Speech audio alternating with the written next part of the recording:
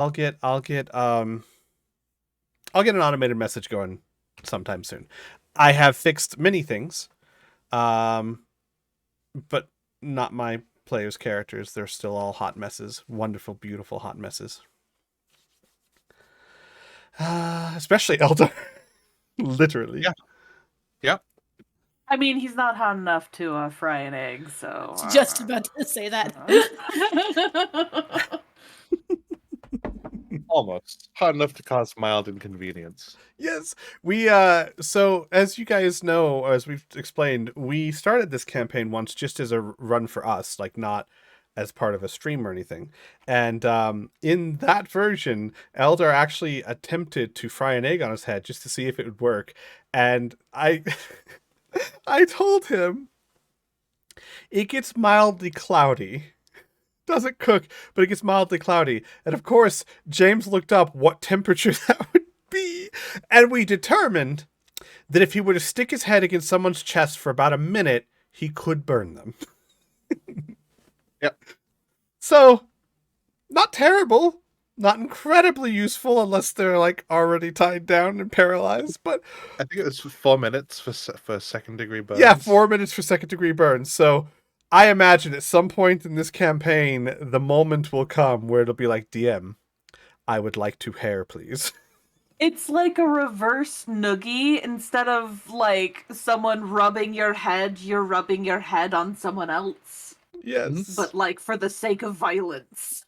All right. Let us go ahead and jump right in. Let me get some music going. Gosh, I really gotta upgrade my music. This is the one thing I forgot about this week. I'm like with all my D&D campaigns, whenever I start, I have inevitably forgot about 15 things, and every new session, that list goes down by about 5. So give me And to then like goes back session up 4. about Listen, 3. I don't know whose side you're on. I'm on my side, as a matter of fact. Mute tab. There we go. Wait. No. Why is that not muted? What's going on? Can I just go to music here? And... Oh! Oh! I gotta rejoin as a player. You guys are seeing the DM stuff right now. Hang on a second. That's not good. Oh, no. You can keep that. That's fine. You guys go downstairs and there's just... You see like a Tarask on the DM layer. A tier... What? Yeah. That would be hilarious, though. Like, you guys could see the DM layer, and I just put stuff in there that I have no intention of using, but freaks you all the hell out. Like, It's fine. Control Alt Print Screen. We can fret about it later. Yes. Keep it as evidence. Let me go to audio and video. Turn master music down. Wait. Okay. So why isn't this one playing then? Audio, master music. Because fuck Have you, I guess. Try telling There we it go. that it's pretty. I'll try it next time. There we go. Okay, we are here. Hello, everyone. How are my players? Pretty good. So far, so Orange good. chicken. Excellent, excellent. Would someone like to recap for a tasty advantage? I don't know, Blue. You wanna No, sum up last session? I should not have told you.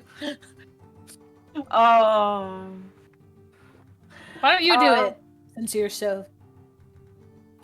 you're so confident in calling me out. Yeah. I can recap. So last time there was a bit of a kerfuffle. We had just finished hog tying and essentially trying to figure out what the fuck was going on with a bunch of gruffs popping up. When a very small, very shiny kobold came into existence on a rug that we thought was just a rug, but apparently it's magical. And they were like, "Hey, I need to know. I need to know who all the brown-haired people were." And so they decided that the Gruff was the person that they needed to talk to. And then we heard a voice in our heads that was like, "Hello, my name is Halaster and things are happening outside, like a big mist dome. I call it Mist Dome, and it's very scary, and you can't get out of it. Ha ha! Come down into my mountain and get the Tear of Mystra. Otherwise, fuck you." And so everyone started freaking out outside, and we were kind of like, "This is weird," inside. Because, that's the normal reaction to finding out that you're in a giant magical dome that says fuck you to everyone. Except me. Except you.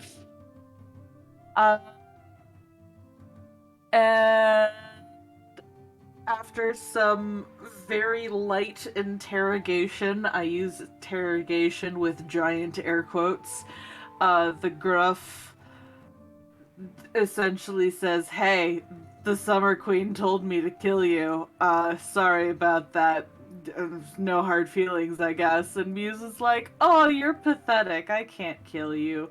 Do you promise not to kill me if I let you go?" And he's like, "Sure." And Eldar's like, "Say that a couple more times." And the Gruff's like, "Fuck, okay, fine. Yeah, okay." Because, Faye. And then Baboom's like, "This is all very weird and very strange, but also very fortuitous. I would like to proposition a business plan with you all." And we're like, "Sure, let's meet up at the tavern." And Zoe went to the church and was like, "Hey, this thing is happening." And the church people were like, "Yeah, it is. I'm gonna go down into Undermountain now." "Yeah, I guess you kind of have to now, don't you? I mean, you don't technically have to, but fuck, okay."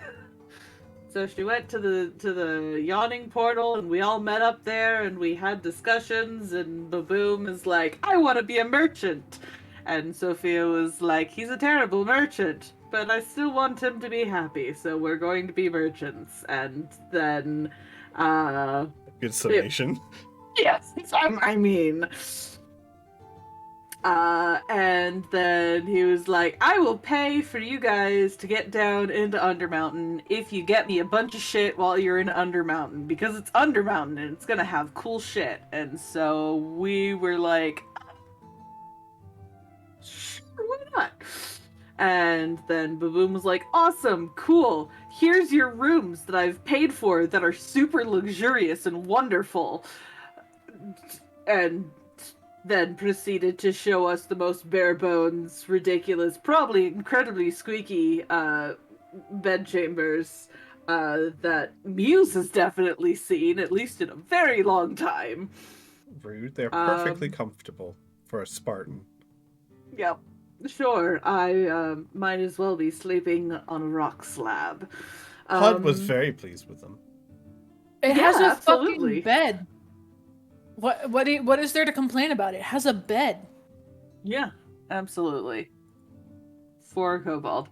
And before that, Eldar was like, "Hey, so your familiar is really weird. I read his mind, and that's like really weird." And Muse was not pleased. Yeah. That I feel like that's a fairly good summary. Well done. Go ahead and take inspiration. I will. Excellent. Give me a second. Let me change out my desk because we have a new and improved one. I do this during sessions. Like, I don't move furniture around until everyone's actually sitting at the table, and then I make them all move. I mean, we've had dinner guests over enough times to know that this is true. There we go. See, look. I have a DM screen. Good stuff. Good stuff. Okay. New graphic provided by Elora, thank you. Yes. Thank you, Elora. So let us I forget how to move things. There we go. Let's pick up where we ended last session. You were all choosing your rooms. And I do know some of you have gotten back with some items that you'd like to see in your room. I haven't updated it yet, obviously, because no time has passed. That would be really weird. It's like, oh, look, Muse's room is suddenly decked out. For some reason.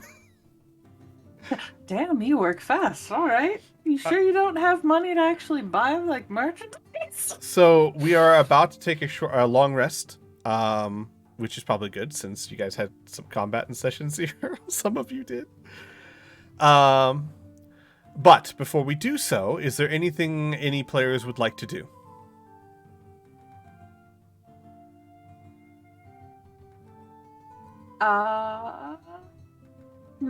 Muse, once she takes a look around the room, I'm gonna have to roll because this is not what she's used to, even by traveling standards. Wow.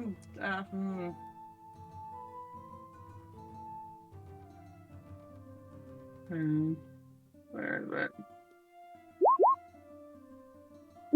Yeah, she kind of looks around and goes, I think at least for tonight, I'll just sleep in my wagon, which is right next door, so it's fine. Oh. All right. Of course, you are free to do whatever you wish. Just have a good evening then, I suppose. Absolutely, and she puts a hand on his shoulder, shoulder, as if she could reach that. She puts a hand on his arm and goes, I really do appreciate it, but if I am going to be staying here, I might as well have some of my own things in the room, and it's getting late, so I'll take care of it tomorrow. All right? Of course. I have absolutely nothing but respect for your wishes to sleep in a wagon. Her smile broadens a little bit. Oh, you haven't seen my wagon. And she starts heading out. Yeah. No. Baboon did not let you leave. He says, yeah, absolutely. Does not move. Locks door. I can't let you do that, Muse. Eldar, you have a plus sign. Eldar is eating, as Mhm. he is most of the time. Mhm. But after that, he's gonna search for his entire room for any kind of magical snooping devices, and then he's gonna cast alarm ritually along the hallway exit and his own door. Gotcha. Okay. Set to make an audible ring or a mental one? A mental one, and then finally he'll sit in his room and cast Detect Thoughts to see if there's any hidden invisible creatures in his room. Gotcha. Is it something you have to see? Nope. So just any creature within 30 feet. How do you make it? Don't you have to pick a target when you cast it, though? It has two different components to it, actually. Yeah. Show me. I'm you very can use curious. the spell to detect the presence of thinking creatures you can't see. When you cast it as an action during the duration, you can search for thoughts within 30 feet of you. Cool. Does this allow you to see those thoughts, or just know that there is a thinking creature nearby? Or is that kind of up to interpretation? I don't think it specifies, actually. My thought would be, first thought. Once you detect the presence of a creature in this way, you can read its thoughts for the rest of the duration. Yeah, like to me, it's like, how do you know the thoughts are there if you're not hearing the thoughts, right? Mm-hmm. Got you. Within 30 feet. Which room is yours?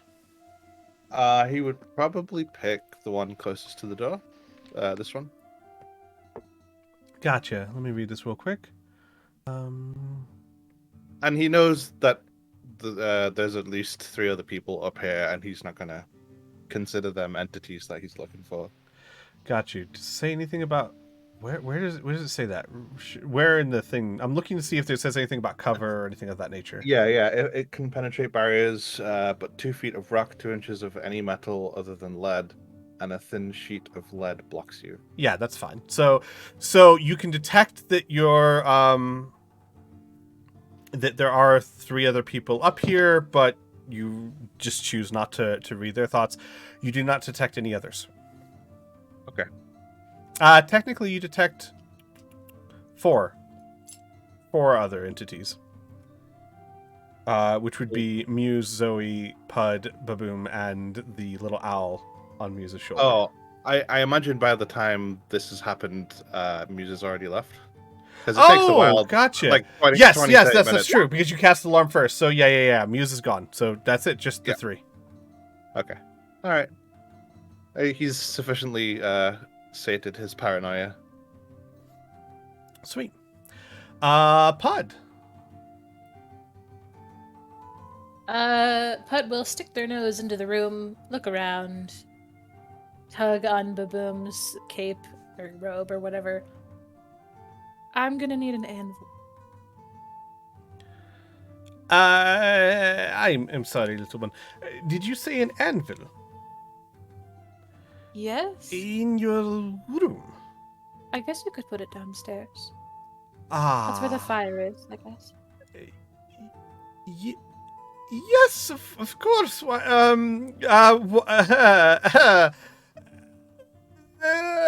Sure.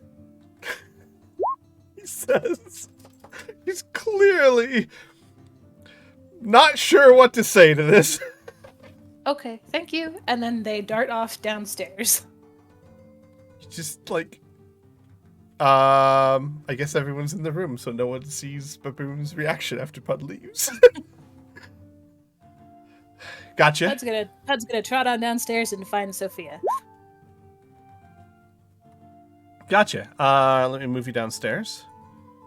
Da-da-da-da-dum. And we'll move back over. Wait, no, this take way. me with you. Alright, Sophia is actually still at the same table when you guys left.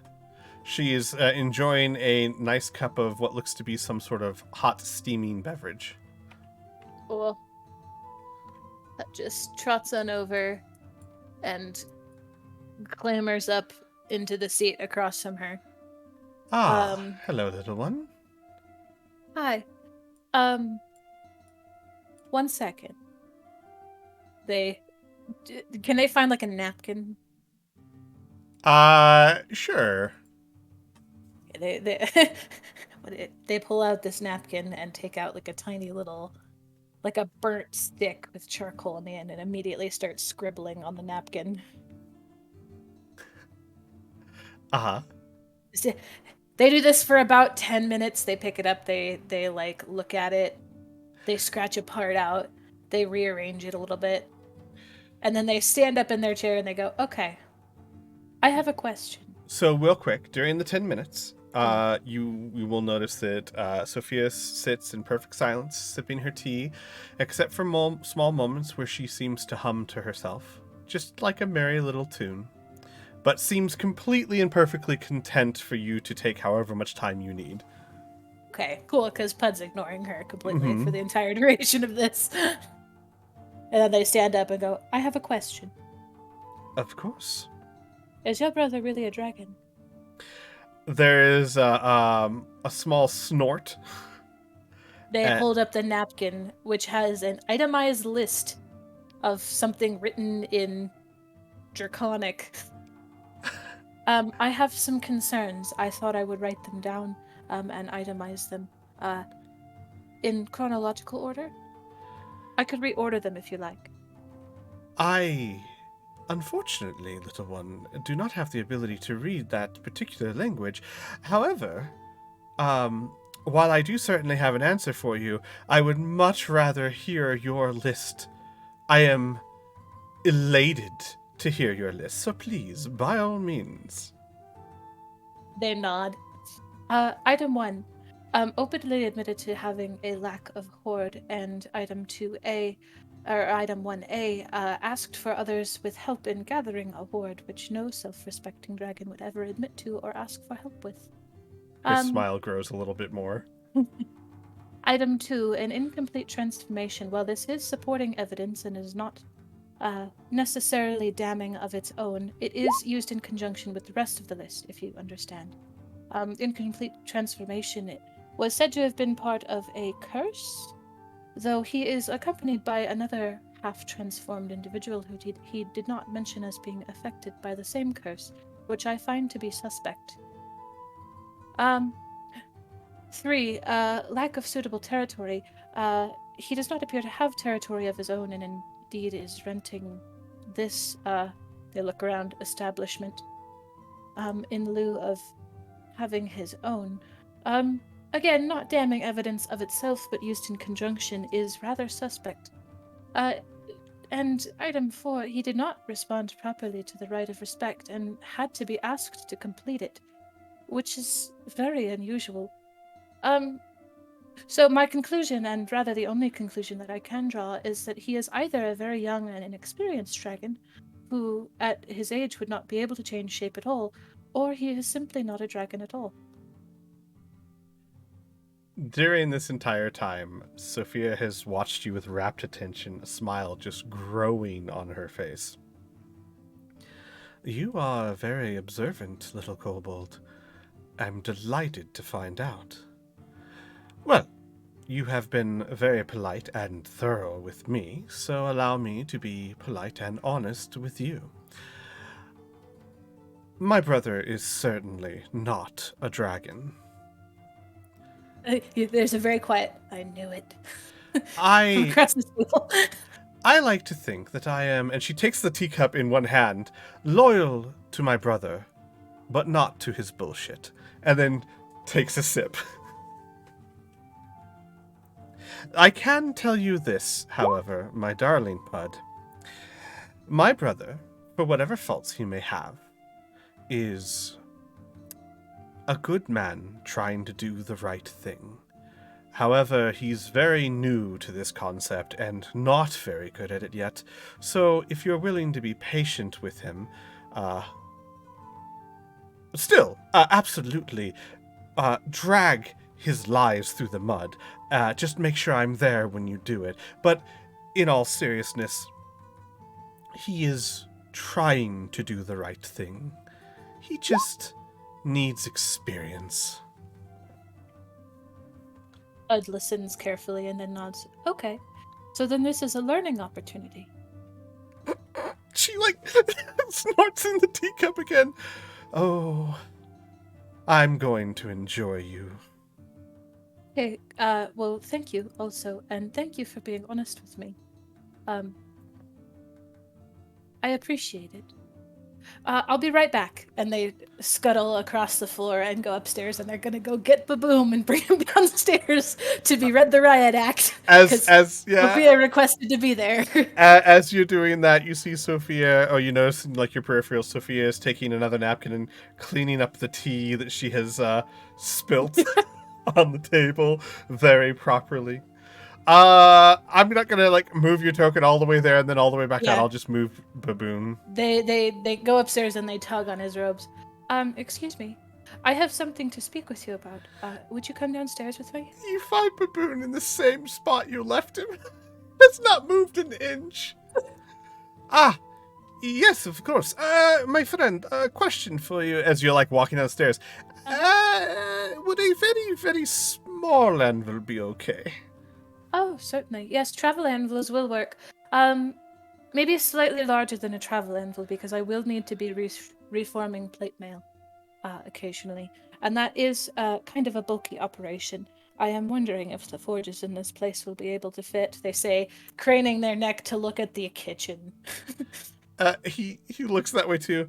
You want to repair plate mail in a tavern? Oh, no, it doesn't need repairs. It needs to be reshaped. You see, sometimes when it gets hit, it's not necessarily punctured, but dents can be created that need to be smoothed out, as it were. Ah, yes, well, I will certainly do what must be done to get this to you. Okay, good, because I did fall down a tunnel at one point, and it made a dent in the back that's very uncomfortable, and I would like to fix that as soon as possible. Of course, absolutely. Okay. They gesture to the table. Please be seated. He sits down casually next to Sophia. Pud hops up on one of the stands on one of the chairs. It has come to my attention that you have lied to me, and I would like to hear your explanation. You see Baboon's eyes slide over to Sophia, who has judiciously buried her face in her teacup.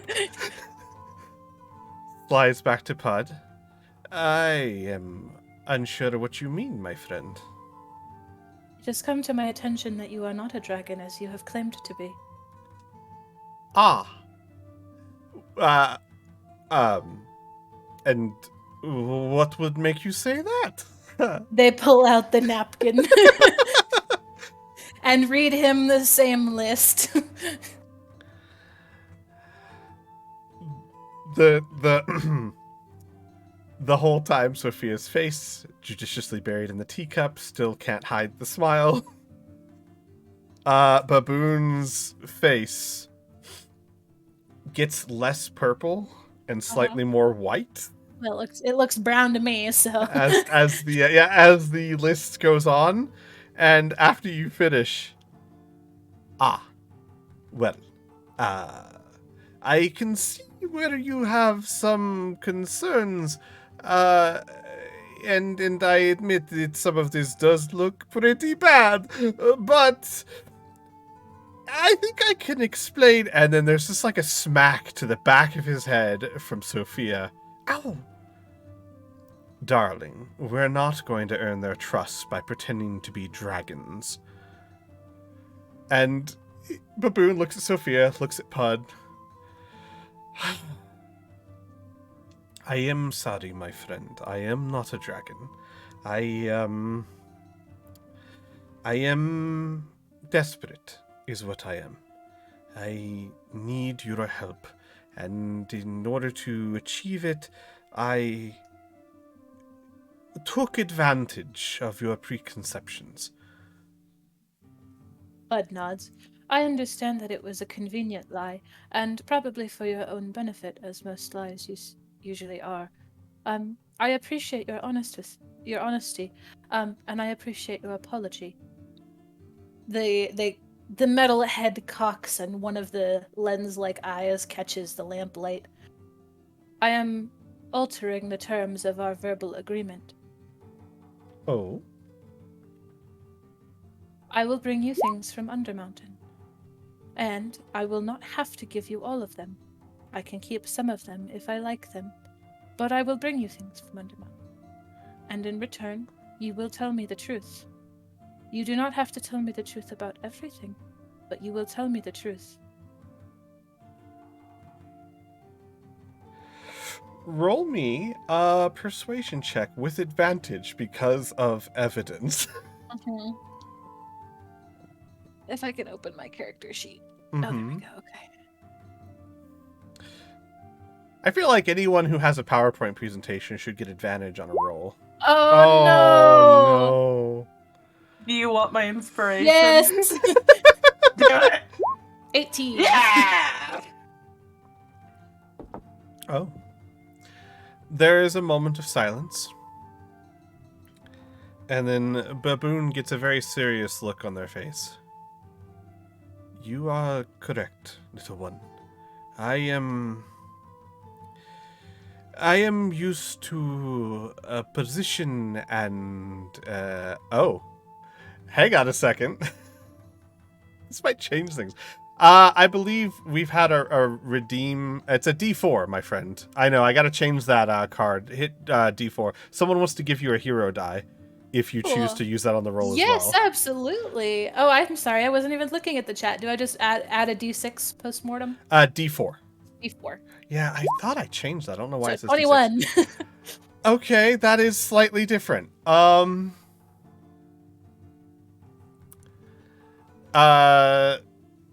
Baboon gets the same serious look on his face. He looks at Pud. And the accent drops. You are correct, my friend, and I am sorry. I am from a world where deception is how you live, how you survive, and how you fight. So being honest and truthful is not easy for me, but I am trying to leave that world behind, not keep its virtues. So, Pud actually gets up onto the table and walks over to him and sits in front of him. That's okay. I know that you're new at this, and it's okay to take some time to learn things. Sometimes things are very difficult when you come from a different world. Like locks on doors and private property sometimes don't make sense. But so it's okay, I understand. And you don't have to tell me everything all the time. I know that would be silly to ask of someone. But if you don't want to tell me about something, all you have to do is say so. I will keep that then. They nod. I feel it is only just if I am placing my trust in you as a... They look to the well as a sponsor. That you should place your trust in me to not dispense information you do not wish dispensed. He nods.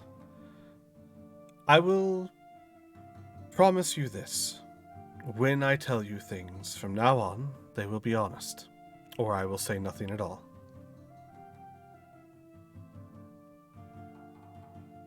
They cock their head. If you say nothing, I might not understand what that means, and I might get upset. Oh, I'm not suggesting that I can't simply say, I can't tell you that. I'm simply saying that if my mouth opens to you, it will be the truth. You have my word. They hold out a hand. And Okay. as he takes your hand, he says, if I open my mouth to you, it will be the truth. And shakes your hand. Pud? Uh-huh. Sophia's eyes are very wide and looking at Baboon. Okay, good. I can give you my word, but here's this, too. One moment, please. They hop down off the table, pull out their tools, and adjust something very quickly. And then they hop back up onto the table, clambering up onto the chair. And then they present him with a small brass beetle. If you would ever like to be reminded of your promise. They tap a knuckle onto it, and it says in a perfect recreation of his voice, if I open my mouth to you, what I say will be the truth. Baboon takes the beetle. I like to keep records of such things, if you understand. I do. And I will treasure this for what it is. But I promise you, I couldn't forget it now even if I wanted to.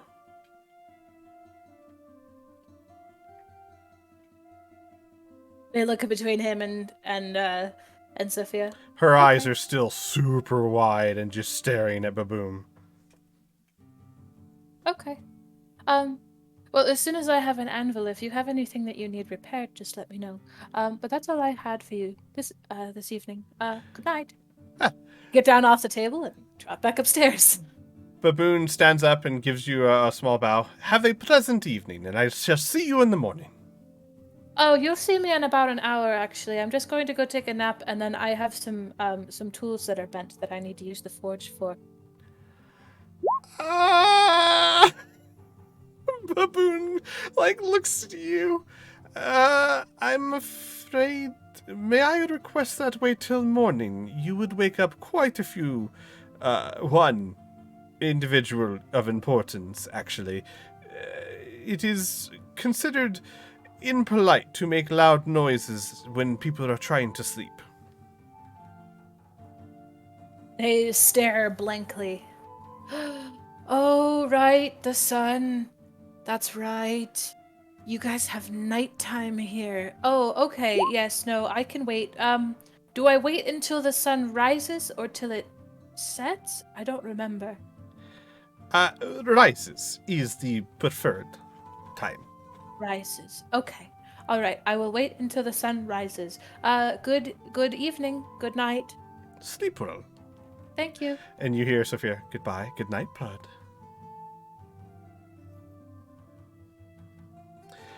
All right, you go up to your room. Do any other players have anything they'd like to do before we jump to tomorrow morning? Zoe's just gonna pray. Gotcha. Going to illustrious Helm, guardian of souls, please hear your humble servant. Touch my spirit so I may live in peace. I request this of you with true devotion, O giver of life. Bless me with your divine warmth, and please give me the strength to help the others see your path. Roll me a religion check, And she please. will. Alright. Give me a character sheet. No, character sheet's running for. Oh.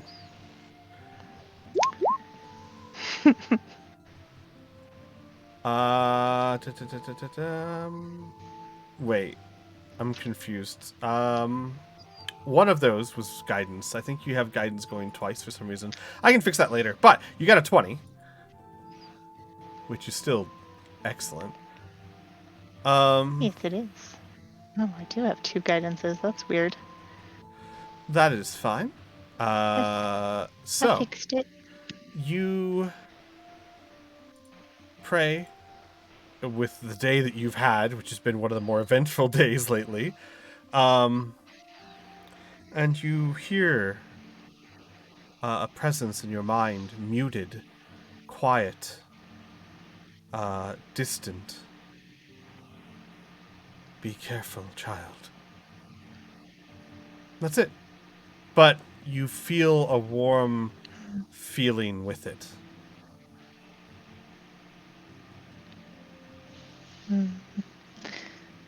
She would just kind of relish that feeling of warmth and knowing that Helm is truly with her.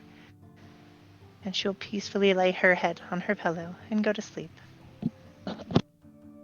Okay.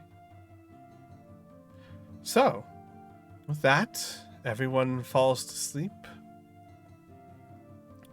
And 8 hours, give or take, later, around time of sunrise. Let me change the music a bit. You all begin to rise. Here's an interesting thing to know. I would like to go down the table and talk to each character. Who's early risers, who is not? We'll just start with Muse. Early riser, not early riser. It really depends on the night she's had, but all things considered, she would probably, No, she would end up being a fairly early riser, way earlier than usual, that's for sure. And she's going to end up going to the nearest butcher shop and bringing in a fresh slab of like ribs or something, and a tank that's covered in cloth, and she will be bringing that up to her air quotes room. Okay. Understood. Zoe, early riser or not? Oh, definitely an early riser. Okay. Eldar, early riser or not? Extremely early riser, and he will be starting the day with a rigorous exercise regime. Lots of running and all that other stuff that people who are healthy do. So like outside the tavern or whatnot? Yeah.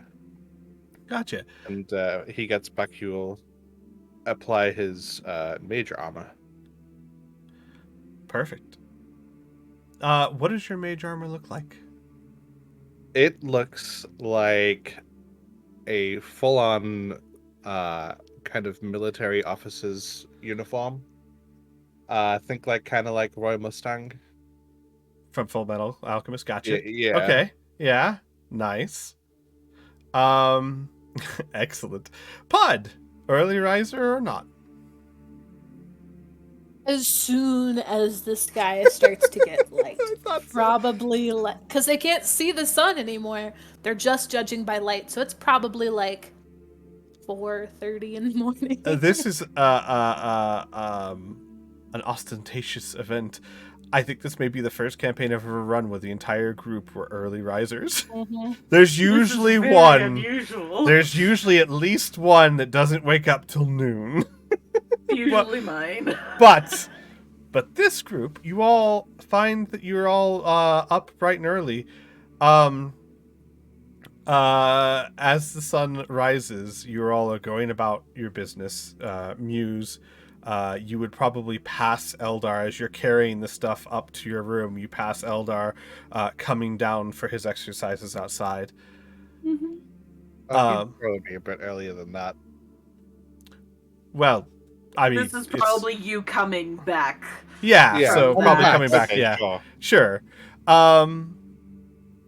And we will say that as you all are kind of coming down to the common room around the same time after your exercise, right? Let me move you guys over to here. Actually, Sweat. Yes, Uh, Muse. real quick, as they're going up the stairs, as he's coming back from his run, and she is bringing something in from her wagon, she goes,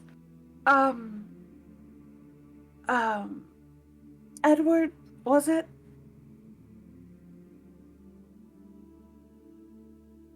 Who, me? Yes, you. No, it's not Edward.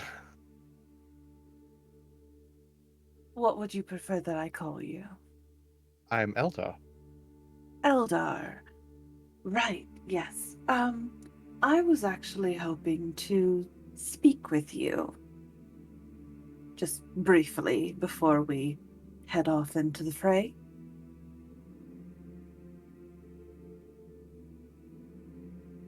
If Very you don't well. mind. Excellent. Clicking around there in the background. Beautiful. She elbows her way into the room and sets the tank down on the bed and starts unwrapping a parcel tied with string and parchment. Yesterday there was... She pauses for a moment. A very unfortunate incident in that you rather rudely invaded Din's mind. And the mind of the... What were they called again? DM? Gruffs? Yes, Gruff. Gruff. Yes. And Yeah. the mind of the Gruff. Yes, the Gruff is an enemy. And she opens up the parcel with like this just raw set of ribs, sets it off to the side on the table very carefully so that the table doesn't creak over and fall. You will not do that again, certainly not without his consent first. Like you said, the Gruff was an enemy, and they were not at the time my enemy. I wasn't sure the stance of everybody in the room. Had I had the power, I would have checked everybody, but the one that seemed most inconspicuous and hidden was the shadowy creature. I need to know the facts of who it is I'm potentially going to be working for, So you picked a familiar who you assume was what? Well, they're quite obviously not just a normal familiar.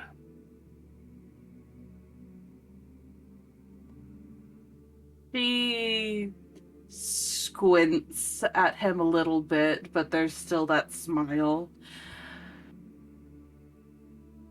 Listen, I don't know you, and you don't know me, but I will tell you that the last person that invaded his mind without permission died at my hand. I keep his head in my wagon as she pulls the cloth off of the tank and reveals a tank full of beetles that are crawling over bones, very much like the set of ribs that she delicately places in.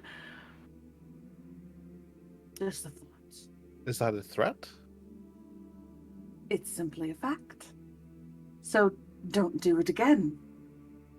Well, in my Understood. work, I would rather die at the hands of something I know the capabilities of than a complete unknown.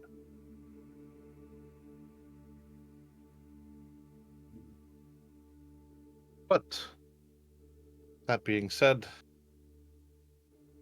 we are working together, and it seems as though I can probably trust you. He raises a brow at that. But I will apologize, and he will cast message to Din. Din, I apologize for reading your mind. You can reply to this message.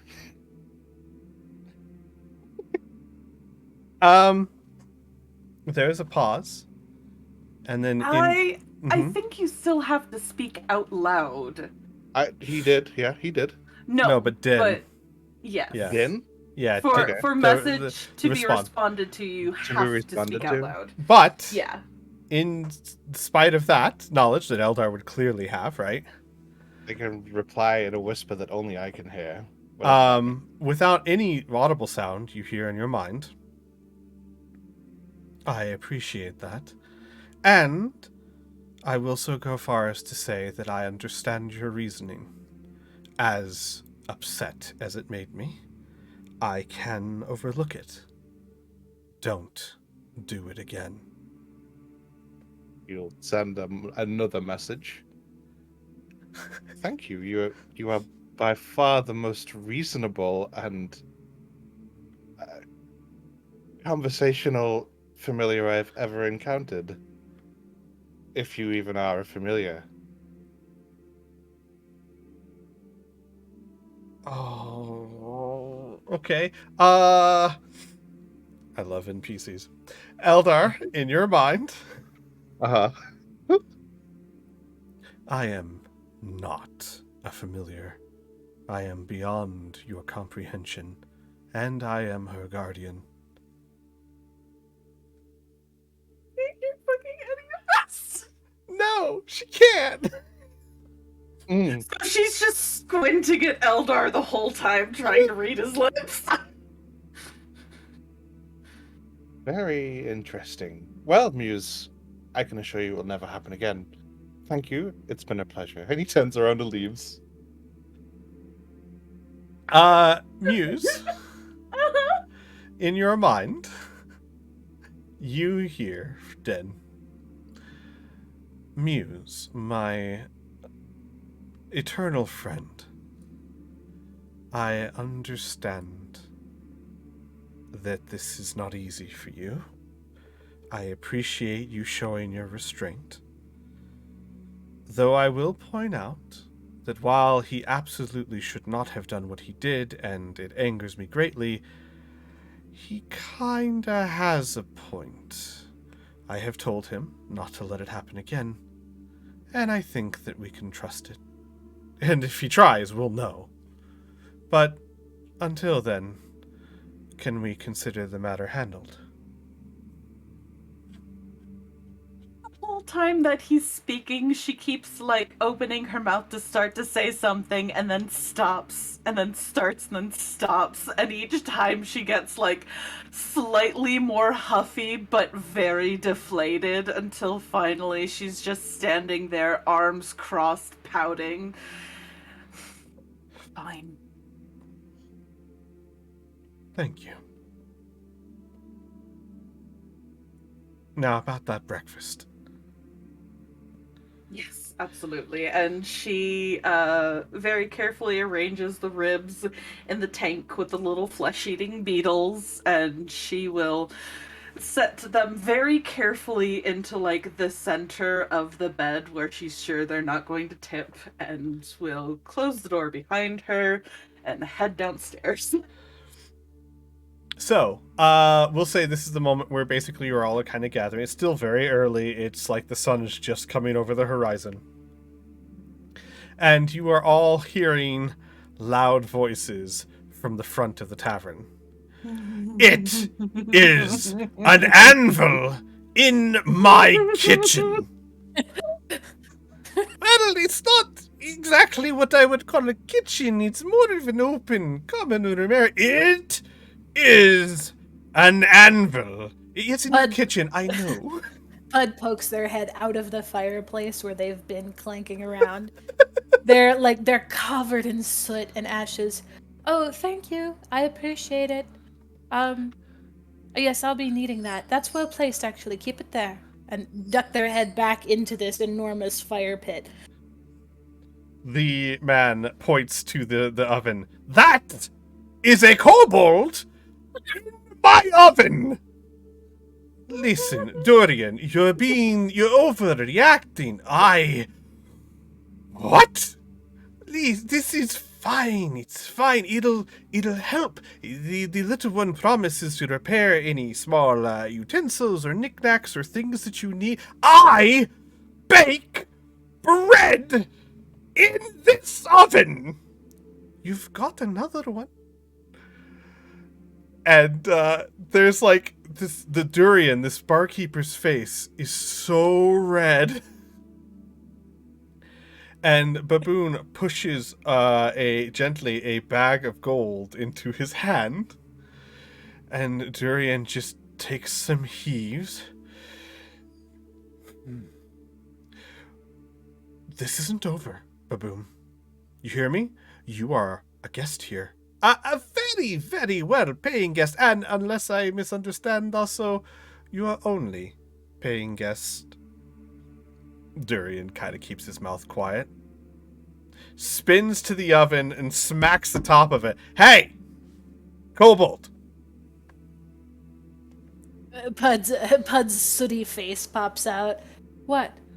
I expect this area to remain clean, free of fire, and to only operate during business hours. Do you hear me? Muse holds up a finger as she leans on the counter. This is a kobold you're speaking to. You might want to specify your idea of cleanliness. Just a thought. Like, his face turns to Muse, and, like, you know that the anger is not directed towards you. But a nuclear bomb affects everyone around it. Oh no, just totally calm, just this placid smile on her face, chin in hands. He turns back to the oven. No soot, no dust, no dirt on my floor near my food. The head pops out again. You also said no fire. That's kind of necessary. I do need that. In the oven is fine. I meant don't burn down my tavern. Oh, okay. They look back at the fire. Yeah, I can do that. And the bread is fine, by the way. I put it on the counter.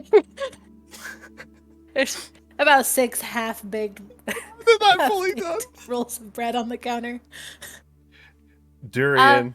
I will need a towel, though. I didn't bring one with me.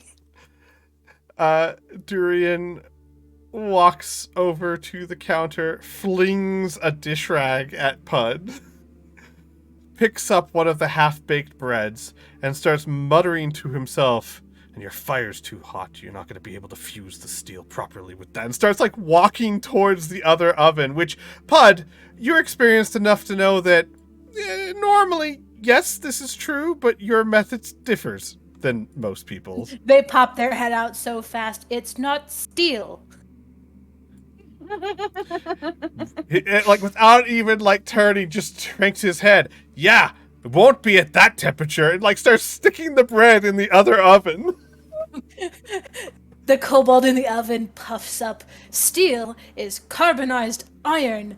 This doesn't even have iron in it. Breaking out chemistry. And to be fair, like, I mean, has he even seen what's in the oven? Does he No. even know? Yeah. Yes. No He just freaking starts clue. grumbling to himself, something kobold. Oh my Pud, God. satisfied that they have won this argument, sort of puff themselves up and then scuttle back into the oven.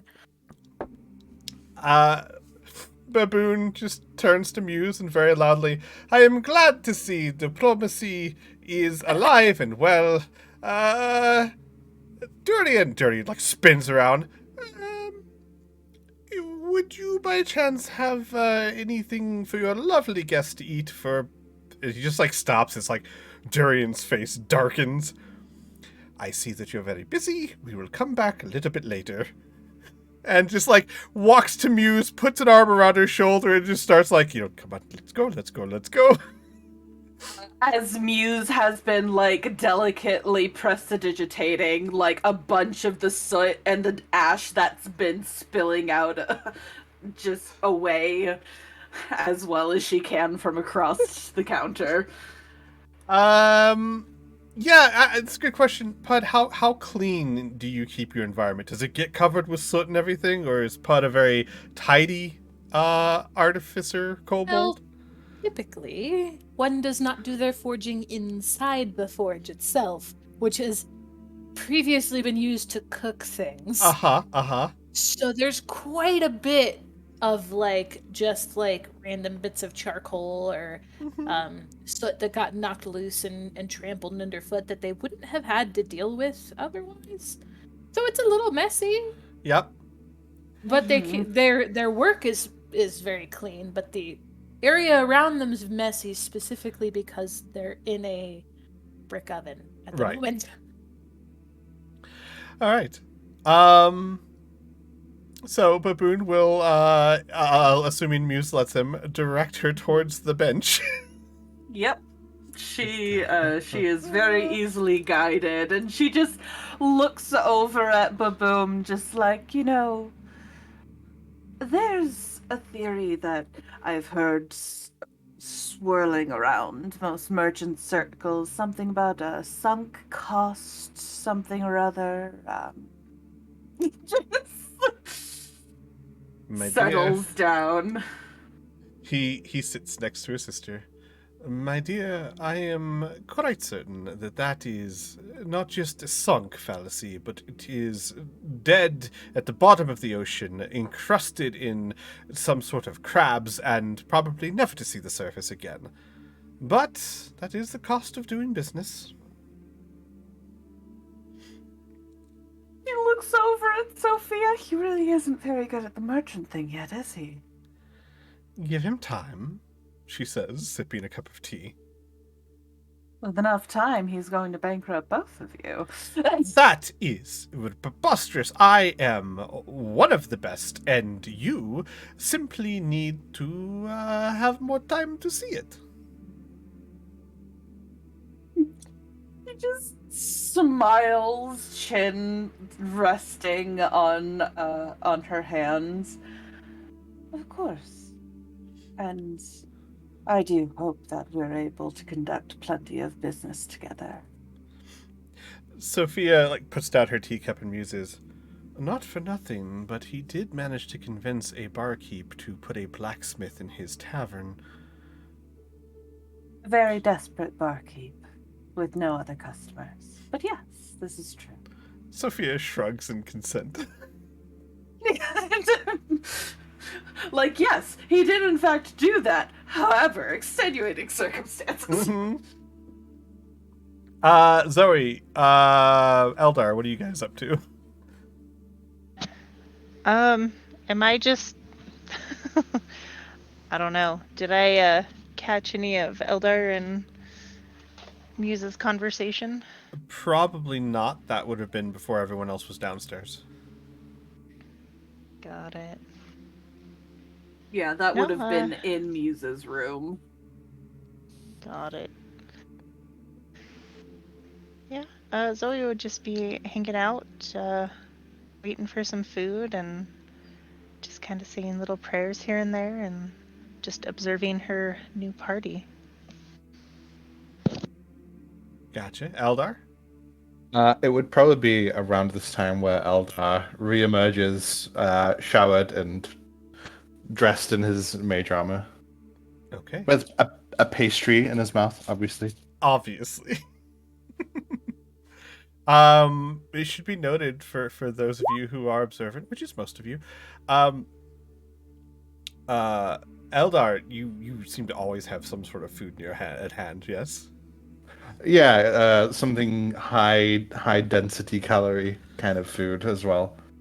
Like it should be noted, just because we're not going to mention it every single time, but unless like Cham says differently, you can almost assume that if you guys are sitting still, there's some sort of snack. Hmm.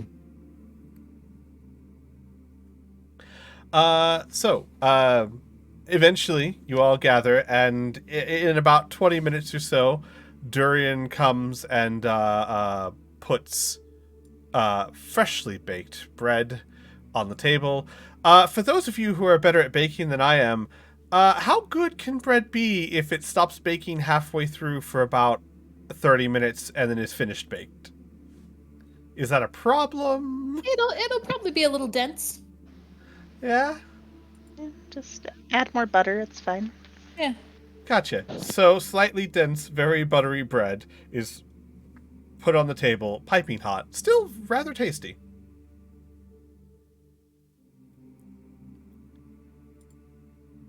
You wouldn't happen to have any ham or anything? Any what? Any ham. Oh. He nods. I can do that. Yes, young miss. Thank you. And he'll come back and he will grab some ham from like one of the casks over here in the corner. Hang on, let me get over there. And on the way back, he grabs like a very thick ladle. And on his way back past the oven, bangs on the brick oven very loudly. Food! Just keeps walking past. A kobold head pops out. They get down on all fours and shake themselves off. There's a plume of like soot and dust. And then they take the dust rag and like wipe out the lenses of their armor's eyes and like dust off the bottoms of their feet, as they have just gotten dust everywhere.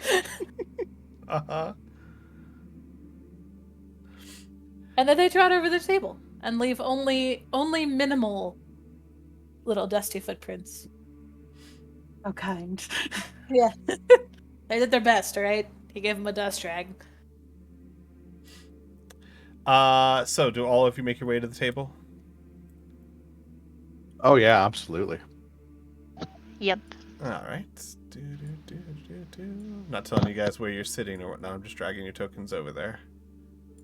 You are welcome to move them as you wish. As you wish. As you wish. As you wish.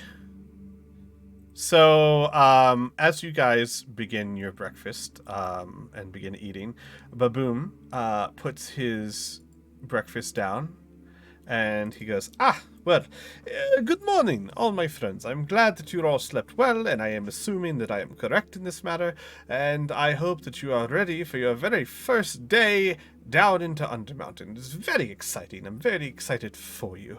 There is, however, some information that I can impart upon to you to give you an edge, shall we say, over everyone else that goes down there. Please enjoy your breakfast, and I will regale you with what information I have, and answer any questions you might have. So I have done some research on this Undermountain, and it is a fascinating place. The wizard who runs it doesn't make it easy for creatures to enter or leave. It's almost impossible to just wander into Undermountain on your own. Hug raises their hand. Yes. What if I already did that? Baboon stares at you for a moment. Well, not easy is not impossible. So, let me amend that.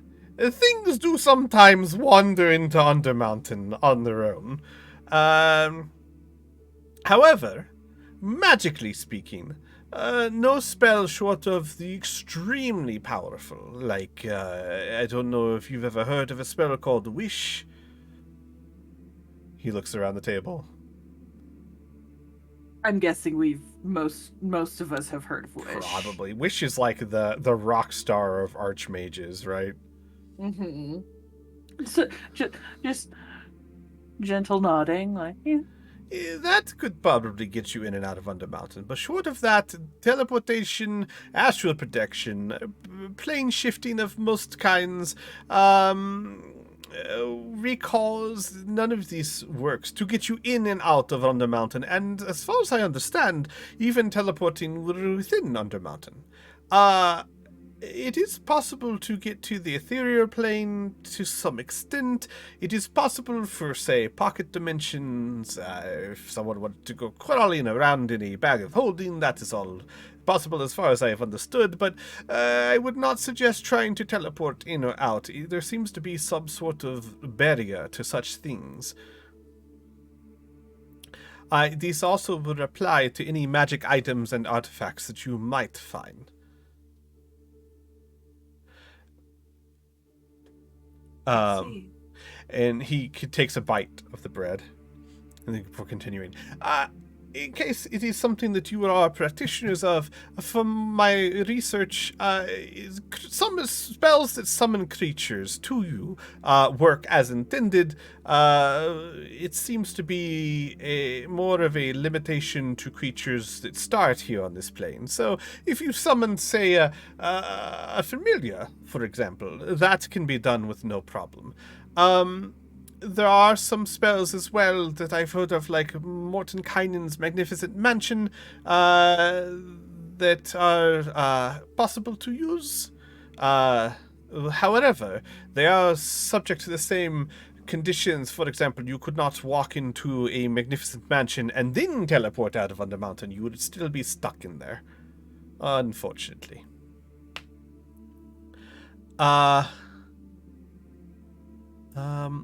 He takes another bite and then continues.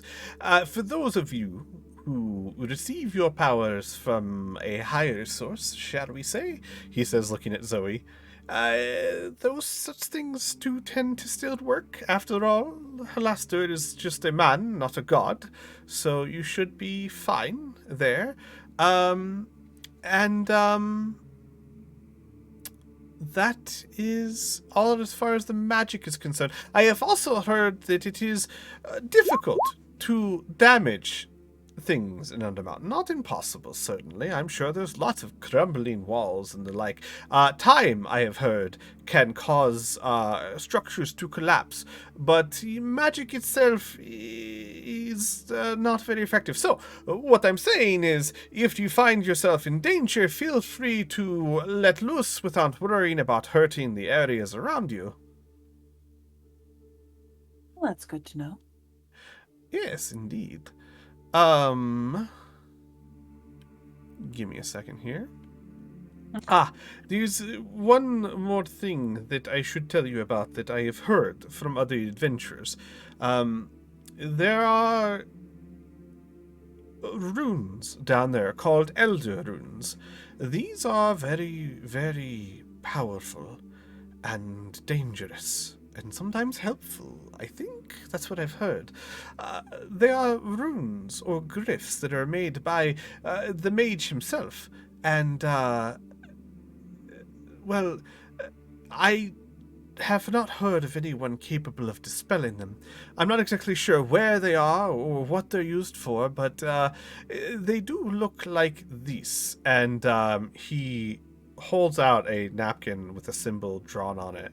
And it looks like almost like a horseshoe with a line down the middle. So, if you see this rune, it is an Elder rune, and if you must activate it, which I am sure eventually you must, do be careful. I urge you.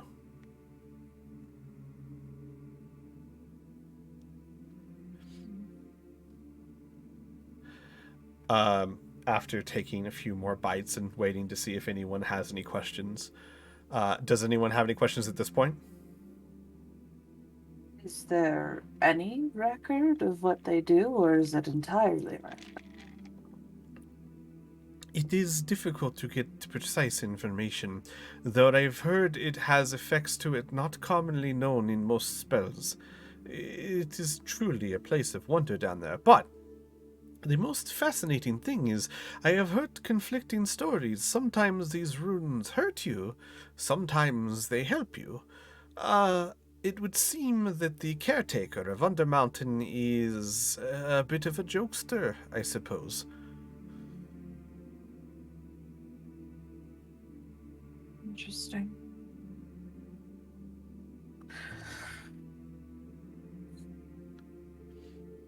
The whole time he's talking, Eldar is taking he's saying a lot of words, but what Eldar is writing down is like 10 times the amount of words that he's been saying, and it's all like speculation as to spell types and like formulas and all sorts of things. And the Amazing. surprising part is he's still writing shorthand. Yep. Right. And he says, one final thing on Undermountain itself that I have been told, it is very dark down there. I know that might sound obvious, but you'd be surprised how many adventurers go down there not fully prepared. So, for my friends who are not the best at seeing in the dark, and even for those who are, as I can attest myself, being able to see in the dark magically is nice, but never as good as having light. I suggest you go prepared. Muse waves a hand and little firefly-looking lights appear over the table. I think we'll be fine. Excellent. And they quickly disperse as she feeds a piece of her roll under the table for Peanut. Excellent. Now, enough of the boring stuff and on to the exciting stuff. Give me a second here.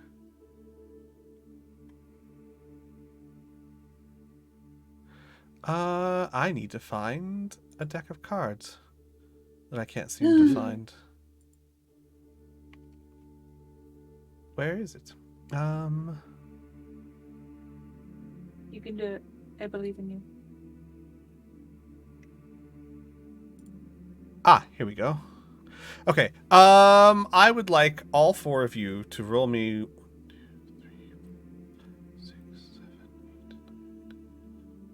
9, 10, 11, 12, 13, 14, 15, 16, 17, 18. That's very convenient. I'd like all four of you to roll me a d20, please.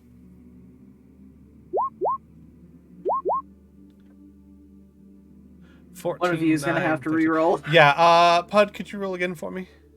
If I must. Yes. I'm so sorry. Hey, perfect. Hey. Fine, I'll re-roll, but I'll only get one lower. Baboon says, on to the most fascinating things. Rumors of treasure and other things that I have heard. Things to keep an eye out for. Things that I would reward you handsomely for. First, let me count. That's the DM, not Baboon.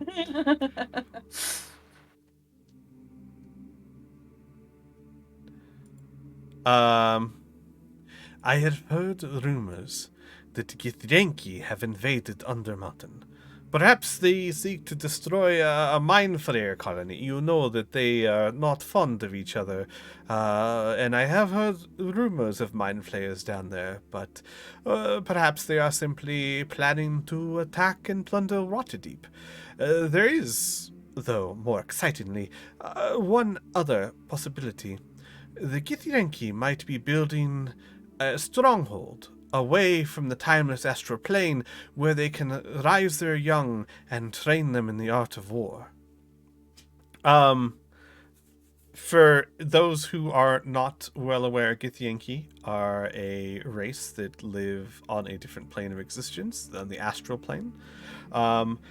They are very dangerous creatures. They tend to not be the nicest sort. Though, especially in Ardenfell, we don't really go with the whole, this race bad, right? Per se. You do on that, while that is true, you do have cultures that tend to be far more violent and amoral than others. And Githyanki are not the kindest. Mhm. Mhm. Would it be like a history or an arcana roll to know History. what a Githyanki is? Okay. No, you know what? I'm sorry. That would be Arcana, because they are from another plane, and planes and Ardenfells are touchy subjects. So anyone who Yeah, would like that's to what roll it an was. Arcana, Would Pud know what a mind flayer is? you would have definitely heard of them, yes. Pud shudders. I hope they win. I don't like those other things. Oh, wow. Okay. Damn. All right, then. Give me a second here. All of us are just like, ah, yes, the Githyanki. Oh, but of course. I am well versed in their storied history of battle and such. Let me see if I can find a picture for you guys, since you've rolled so well. I heard you can romance one in Baldur's Gate 3. Yes, this is a rumor that I have heard. I'm not finding one, unfortunately. You guys will just have to look on Google if you want a picture of them. But what you do know, gosh, all of you rolled really well. The Githyanki are a race of astral plane dwellers, which is one of the few planes of existence that Ardenfell is commonly aware of. The ethereal plane, the astral plane, these Ardenfell has been familiar with for quite some time. The Feywild, not so much. That's not as well known. Other realms that come into play in future campaigns, not as well known. But the astral plane and the ethereal plane are well studied by Ardenfell and much easier to get to. The Githyanki are found on the astral plane. They tend to be survivors of a long enslavement by mind flayers, and they became ruthless pillagers and raiders in many planes of existence, though as far as Ardenfell knows, they do sometimes come out and cause havoc. They are kind of like the stories you tell to frighten children, you know, go to bed or Githyanki will find you. So they tend to not be the nicest people in any way, shape, or form. Like all Gith, the Githyanki are tall and slender humanoids with rough, leathery yellow skin and bright black eyes. And they have deep sunken eyes, and they have long, angular skulls with small and highly placed flat noses. I found a picture and put it in general. Yeah, absolutely.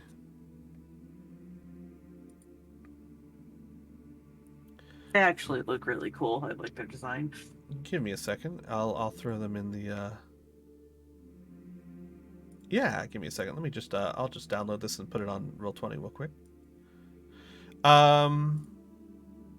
Do you guys have any questions about them that I might be able to answer for you? Because again, those are really high rolls. Nothing that I, the player, don't already know. They're connected to mind flayers. Yes, they were enslaved by them for a very long time. Okay. Excuse me. All right. Damn, On to Zoe the over next here one. just like, yeah, I ran into one just the other week. Right. And then we have Baboon dramatically waves his arms. Another rumor that I have heard about Undermountain is that deep inside there is a vast cavern containing a giant stalagmite that has been hollowed out to serve as a wizard's tower, perhaps even a refuge for the mad wizard himself. The tower is guarded by stone constructs, so please be careful. No one knows exactly what dwells inside, but not far from this tower lurks a most peculiar creature. From what I've heard, a giant snail with a shell of pure gold. If you were perhaps to bring this to me, we would all be very wealthy. Assuming the snail is not sentient and a good-natured person. Hopefully they are neither sentient or at least an asshole. But, something to keep an eye out for, huh? What a backpedal. As Muse is just raising her brow at him more and more.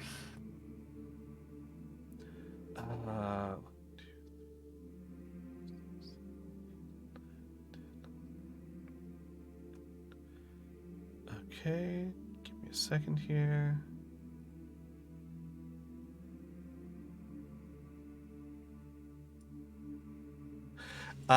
He continues on, there is some true treasure that I have heard about an emerald blade. Waterdeep was erected atop the bones of a dwarven kingdom, from what I understand. I'm sorry, Waterdeep. Oh! Whitebridge was erected on top of the bones of a dwarven clan many years ago. From what I understand, it is said that a relic of the elves still awaits to be found in Undermountain. A magic sword so sharp that its edge can slice through stone. Many adventurers have vanished during their hunt for this weapon, which, it is said, the elves blessed with the heart of a warrior and the soul of a poet. If you were to find this, obviously, it would be of great use to you, or a good deal of money to us. Oh, real quick, Ozark has redeemed an advantage. Zoe, if you would please mark on your sheet that you have the ability to roll with advantage sometime in the next couple of sessions. Awesome, thank you. Of course. All right, give me a second here.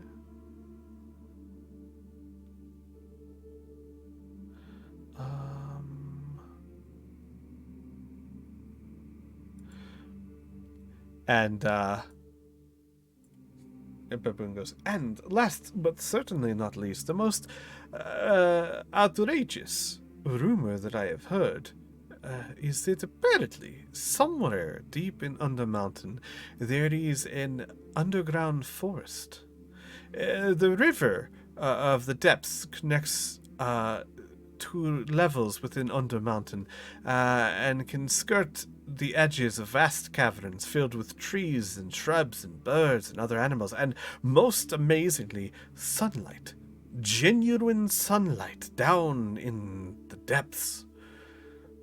An entire forest, as real as any found on the surface, or so I'm told, waits to be explored. But be careful.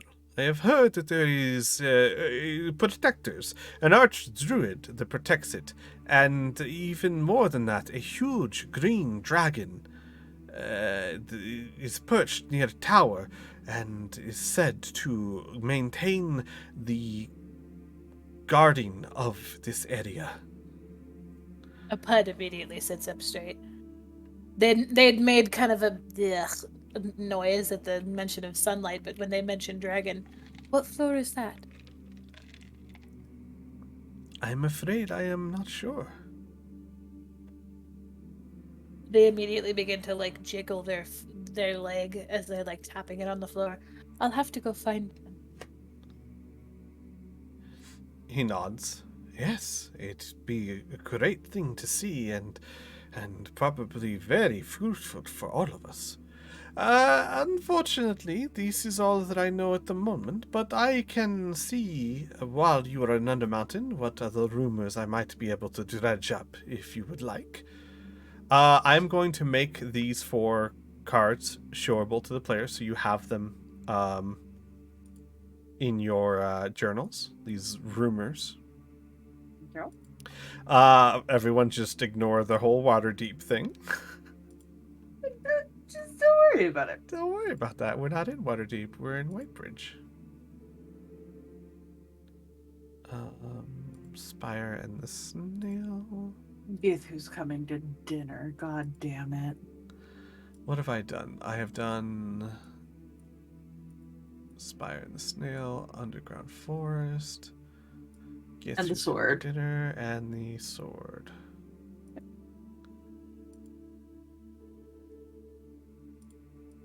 There you go. So that should remain in your journals if you need to look at them at any time.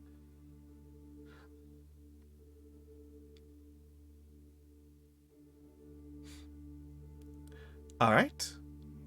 With that, Baboon would sit down and say, as you all seem to be finishing your breakfast, is there anything else I can do for you before you adventure down below? Actually, I did want to ask something of you. I have some pets that I keep, and they can be a little delicate at times. I just was wondering if you could keep an eye on them. Oh, absolutely. Are they in your wagon? I actually brought them up into my room. I already gave them breakfast, so they should be good for... She kind of nods back and forth and her looks up at the ceiling. At least a week or so, but just in case. I see. And what do they eat? Meat. Smile. Ah. So exotic. I suppose you could say that. Well, rest assured that I will treat them as if they were my own young. What is it? Like, Sophia, looks at him. A bit dramatic, brother. We will take care of them. You can leave the bones in the cage. Sophia nods.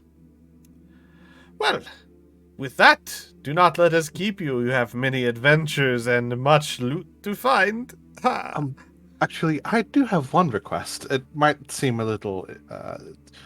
it seems like prime real estate for a bakery. How much startup gold would you need to have one moved into this particular institution? I'm sorry, you would like to build a bakery in the Yawning Portal? Not a build, but a stall off in the corner somewhere would I mean, I'd probably be more than enough of a customer for them to keep running myself.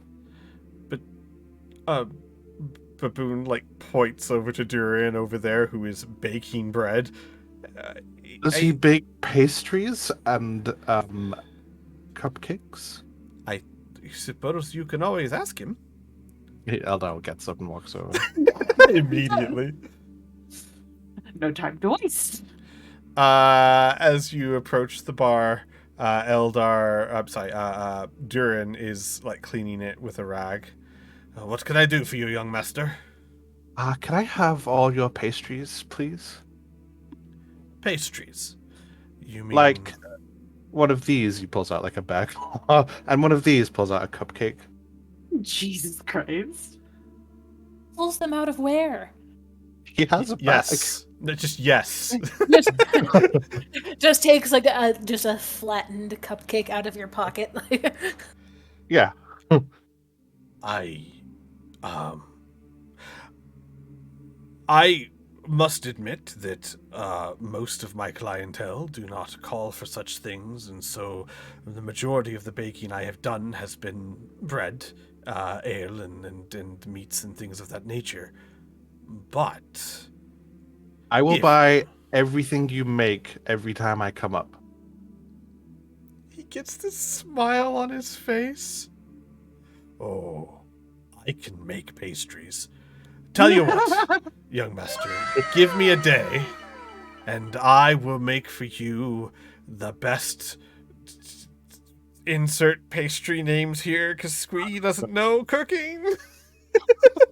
Eclairs and bear claws and donuts and Eclairs, fantastic. cupcakes Yes. and danishes, even though that's not a real country here. He seems like very pleased. I can make them for you.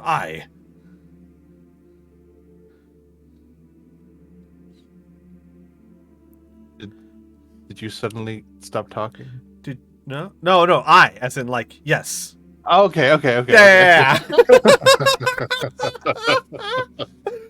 He has You stroke, gotta falls over. remember, he's a pirate. essentially. He's not a pirate. He's just a He just worn sounds adventurer. like one. Yeah.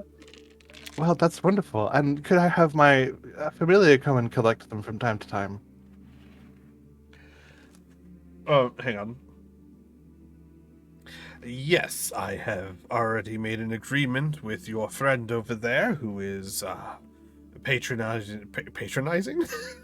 I mean, What's okay? What is the word for patron? But the verb, patroning. I think it's patroning. Patroning your stay here. at this point, he's our benefactor. I will work out the details with him. What does your familiar look like, so that I don't think that some random thing is running off with my food? Oh, I did have a picture somewhere. Well, he'll poof them into existence, and hold them on his finger. It's a tiny owl. He looks at it and nods. Well, I'll be more than happy to make them for you. Your friend is welcome to come get them. And he looks over at the oven to the other side. I will keep them as soot-free as possible. Ah, wonderful. Thank you so much. He nods. And starts whistling as he goes about his work. Apparently there's not much call to make sweets in a tavern. Excellent. Yeah, that's it. I'm good. All right. Anything else before you guys go down? Muse would actually lean forward and look to everyone, just like, was there any supplies that you all wanted to get before we went down?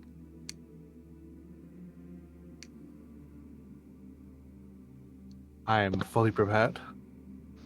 So you have healing potions and the like. Of course. Looks over at Zoe and Pud. And you two? I have a few healing potions. I feel like I'm fine, and Helm will provide and point us in the right direction if we need more supplies.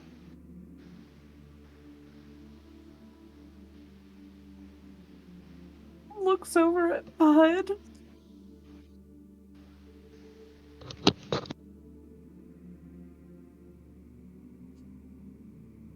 Pud? Oh, they BRB'd. Oh, Shit. gotcha. Well. You guys will notice as you're saying this that Sophia has been taking everyone's plates and whatever scraps are left on them and putting them under the table briefly and bringing them back up completely clean. Ah, I like her style. And if you listen, you can hear small like snuffling like under the table. Nom, nom, nom, nom, nom. Nom, nom, nom, nom, nom, nom. Well, we'll go ahead and move on. If Pud need anything, of course, we'll be able to ask them. Actually, no. Why don't we take a quick, 3 to 5 minute break? Let everyone run to the restroom real quick, and that way everyone's here when you descend. So Sounds like a plan. yeah, everyone. Wonderful. I'm going to put us on intermission for a few minutes. So go to the restroom, do what you need to do, grab a drink, and I'll see you guys back in just a moment.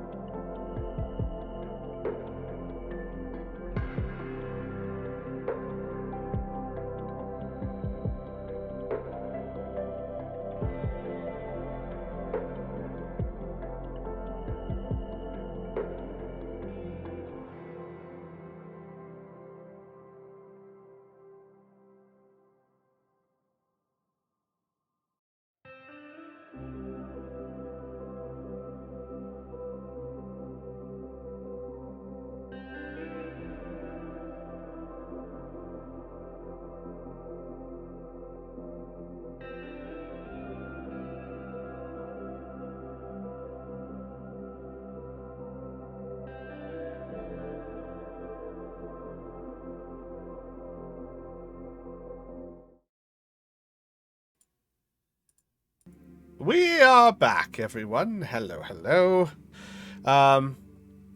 Hope everyone had a good break.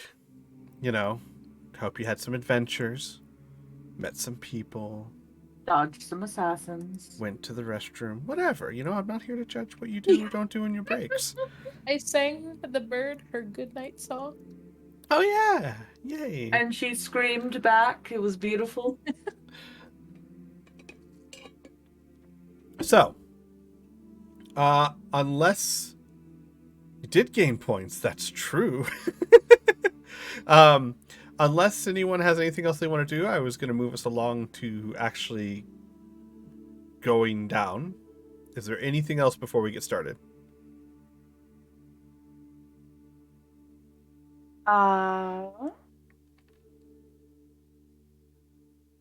You're not going to show Pud the Beatles, Muse? You're not going to show Pud the Beatles? I mean, she can if they ask.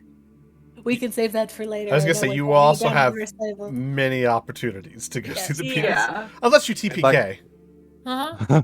So, But she will pause before we actually go down and say, I feel like yesterday was a little informal. Really doesn't cut it. It was very slapdash and all over the place. Perhaps we should give proper introductions to each other and ourselves. Pud nods and points at Eldar and Zoe. I don't know who you are.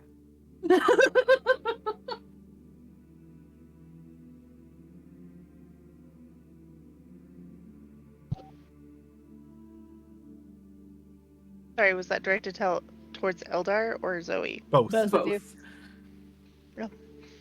Hi, I'm Zoe. Zoe would hold her hand out delicately to try to shake. You have to lean down quite a bit to shake Pud's hand, but they do shake your hand. Hi, I'm Pud. It's nice to meet you, Zoe. It's very nice to meet you.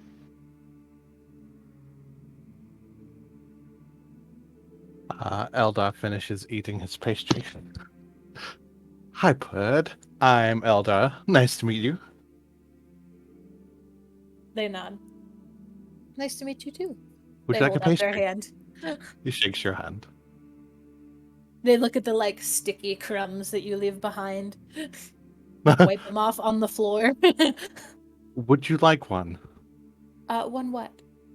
He holds up a pastry. They cock their head at it. What is it? It's delicious. Okay, I will have a delicious, please. Here you go. One delicious. They hold out both their hands. Heads it over. Would you like a treat as well? Oh, I have yes, something to please. trade. They reach into their bag and pull out a glass bottle that has this reddish brown sludge in it. Oh, There you interesting. What does Uh, it do? Should I drink it? go. You can't. It's called earthworm pudding. Earthworm pudding. Oh, no. Unstoppers it and chugs it. Slimy but satisfying. That sure is made of earthworms. That is definitely what Pud thinks.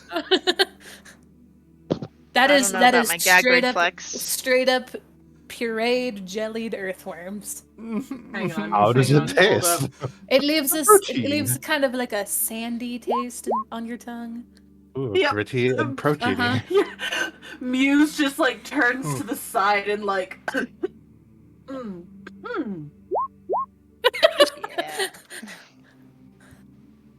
I could just imagine the smell.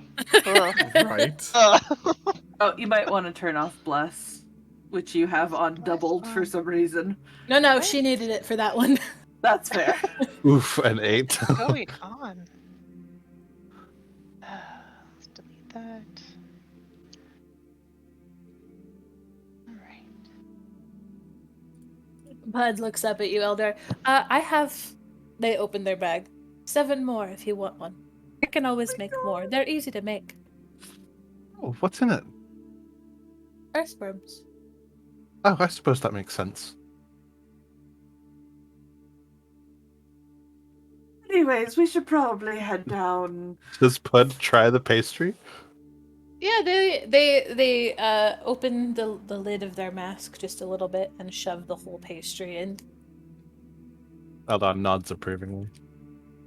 And then they turn to Muse, and they say, mouth still full, and hold out like a now sticky gauntlet. Hi, I'm Pud. Pauses and then remembers this was her idea, and then like about faces bright shiny smile, and will prestidigitate the gauntlet clean, as well as like any crumbles on the mask itself. Mm-hmm. You may call me Muse. And she takes Pud's hand and shakes it delicately. And this is Din. She nods to Din. They look over at him. They like make a motion for her to like come down to their level. She kneels down. They go up to her and cup their hands around their muzzle and whisper, "Is that a cat? Is that what a cat looks like? I've never seen one before except in books."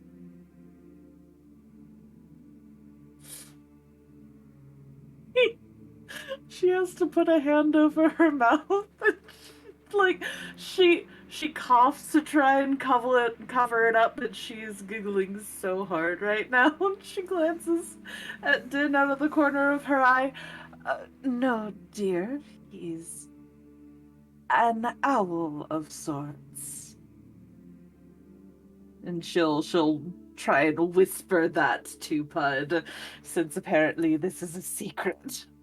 What's an owl? It's a type of bird. They like jerk their head back to stare at her. That's not what birds look like. Eldar poofs his owl into existence. That is also an owl. They don't look anything alike. Well, they're different types of owls. It's like little categories inside of bigger categories. I nod slowly. If you say so. Eldar will hold up a minor illusion cantrip that's kind of gonna start cycling through different types of birds, like a high-tech, like projector information kiosk thing. Quick question. Yeah. Are all of them real, Eldar? Yes, Okay, absolutely. So no crazy birds that don't exist. No. They like look over at the projection. Oh, these are nice. What are these? These are all birds. Their head snaps over to you. What do you mean they're all birds? Well. That's a chicken. I know what that is. They have lots of pictures of those. It pauses and rewinds. Yeah. Yes, this is a chicken. Well done. And chickens can come in different colors, but they're all the same shape. But they belong to the family of birds. We can go over genealogy another time. It's not genealogy, it's taxonomy. But you were close. Fair enough. Like, wonders how they know this, but don't know the difference between the different birds. So, Because some things exist in the Underdark and other things don't. Yeah. Fair enough. Taxonomies do exist. Taxonomies do exist. Birds? Not so much. Not so much. Okay, we will save this discussion for later. Where are we going? We are going down. Oh, down to the well. Okay. They trot over to it and like clamber up onto the side. You clamber on top and you look down below, and it's very dark and very deep. They take a step back and flip the lenses down over their eyes that are sort of greenish. You can see further down, but Uh-huh. even with your dark vision, you cannot see a bottom.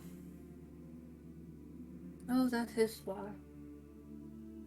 Is there like a rope or anything like that? Ah, yes. You hear from behind the counter. Going down then, are you? Durian comes over towards yes.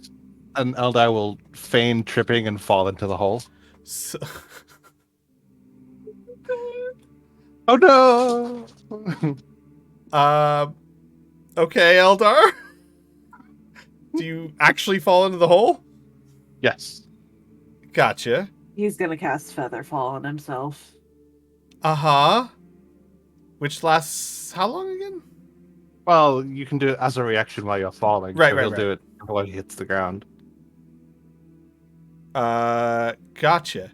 Eldar disappears. I'll get to you in a moment. Uh-huh. Uh, Is that how we're getting down? no! Absolutely not. No! Yeah, I'd like Muse bends and their Durian, legs to jump. Muse and Durian both grab either arm of Pud, lift them up, well, lift up partially, and just like move back. Just like, nope, that is not how we're getting down. For being covered in plate mail, they're remarkably light. They probably weigh no that's more true. than about 50 pounds total. Oh, so then yes, lift. Uh-huh.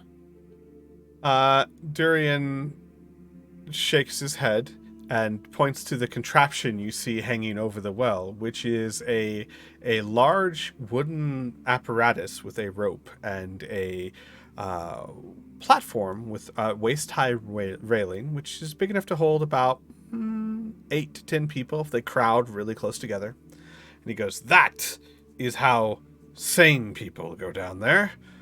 It is a very long way. I hope your friend is all right and has some sort of magic or something. Typically, it used to be a gold piece to go down for me to pull you back up. Since this city has suffered what we might call a state of emergency, where people are going to be trying to go down there all over the place, I have raised the prices to ensure that only people such as yourself, who are strong enough to stand a chance, can go." And you hear from like across the room, Sophia on the bench, "Not like there's many people lining up anyway." And Durian looks at her and waves her off and looks at you. That's not the point, you see. I don't want the death of children on my hands, and that's exactly what you'd get. Young kids that think they're adults with a sword and a pig sticker and think they can save the world. What's a pig sticker? It's a pointy sword that sticks pigs. Well, isn't that the same thing as just a sword? So you said sword twice. He looks at Pud and then looks at Muse. They're not good at allegories, are they? She just like shakes her head slightly, like makes the cutting motion, just don't even try. It's fine. Yes. What is your name? Pud dangling from somebody's arms. Who, me? Yes. Oh, I'm Pud. They hold out a hand to shake. He doesn't shake it. Right, Kobold, you're technically correct. I said sword twice. Well, why did you call me Kobold if I just told you my name? He looks back up to the have a others. I'm not sure exactly what's down there. Very dangerous, as I'm sure you understand. Be very careful. There is a group that would use my well often. They call themselves the Daggers. They're very professional, if a bit unfriendly, and large group of adventurers. I sent a group down there about 3 days ago. A group of 5, so you might run into them down there. In any case, if you want to come back up to the Yawning Portal, all you have to do, and he hands you know what? It'd be Pud, because he's holding Pud, right? Partly. Uh-huh. He'd hand Pud a small, smooth-looking blue stone. Pud takes the stone and reaches out and grabs his hand and shakes it. He, like, sighs, but, like, doesn't pull away. And then says, "This is a very minor magical item. When you come here, you will tap it against, there's a specific brick down there at the bottom. It looks the same color as the stone. Tap it with that stone, and I will know to lower the elevator to pull you up. So don't lose that stone."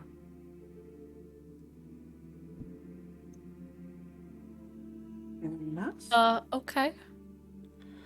Well, then good luck to you. Be smart, be safe, and be fortunate. Okay. Thank you, human.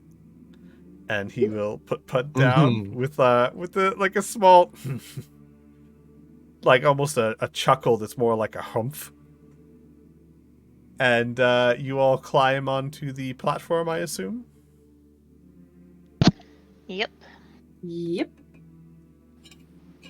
Nope. Yeah, nope. And he presses a lever that begins to lower you into the depths.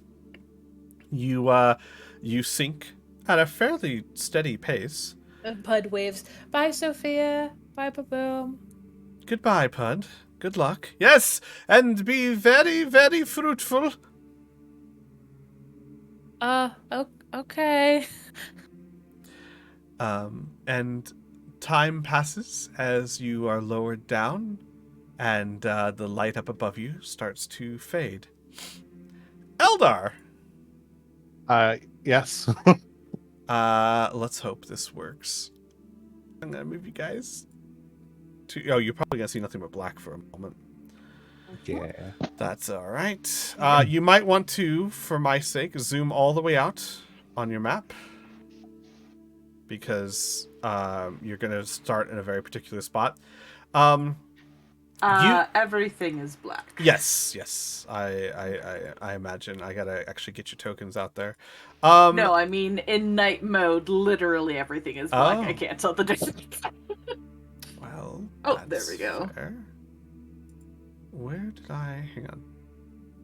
Where are my characters? What is going on? Roll20 is being weird.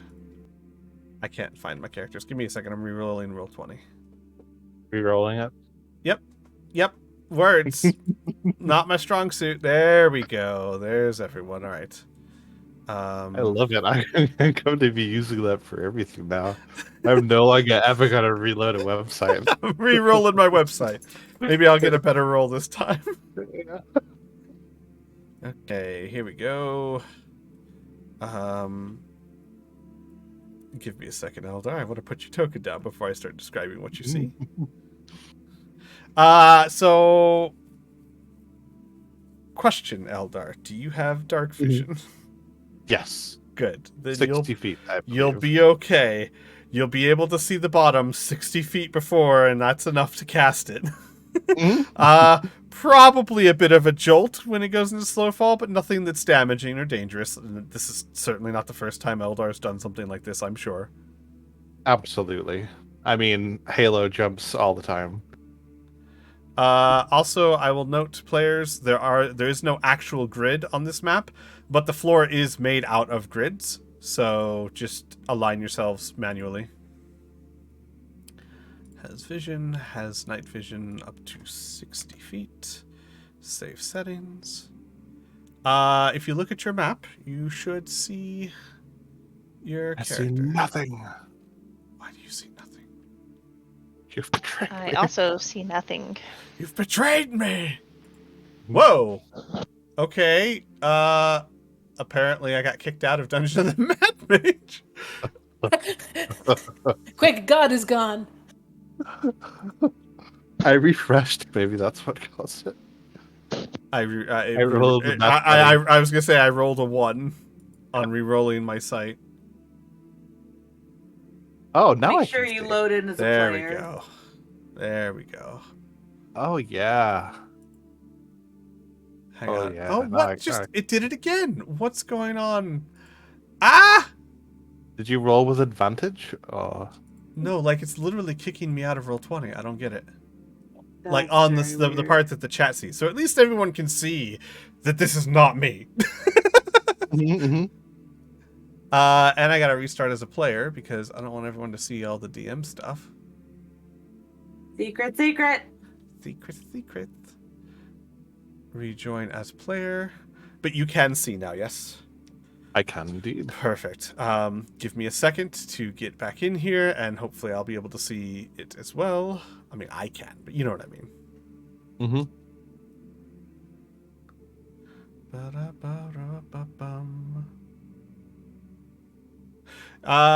Yeah, while this is loading. Hi, Troll. Yeah, this is a Vroid avatar that's been heavily modified by Eldritch over there, and a good friend of ours, Echo Jumper, who's very good at these things. Block that. Let me zoom out. Yes, I can kind of, well, weird. I can kind of see. Okay, I can see the explored version of it. I need to probably give that token access to myself as well. Controlled by, determined by character settings. Oh, that's gonna be unfortunate.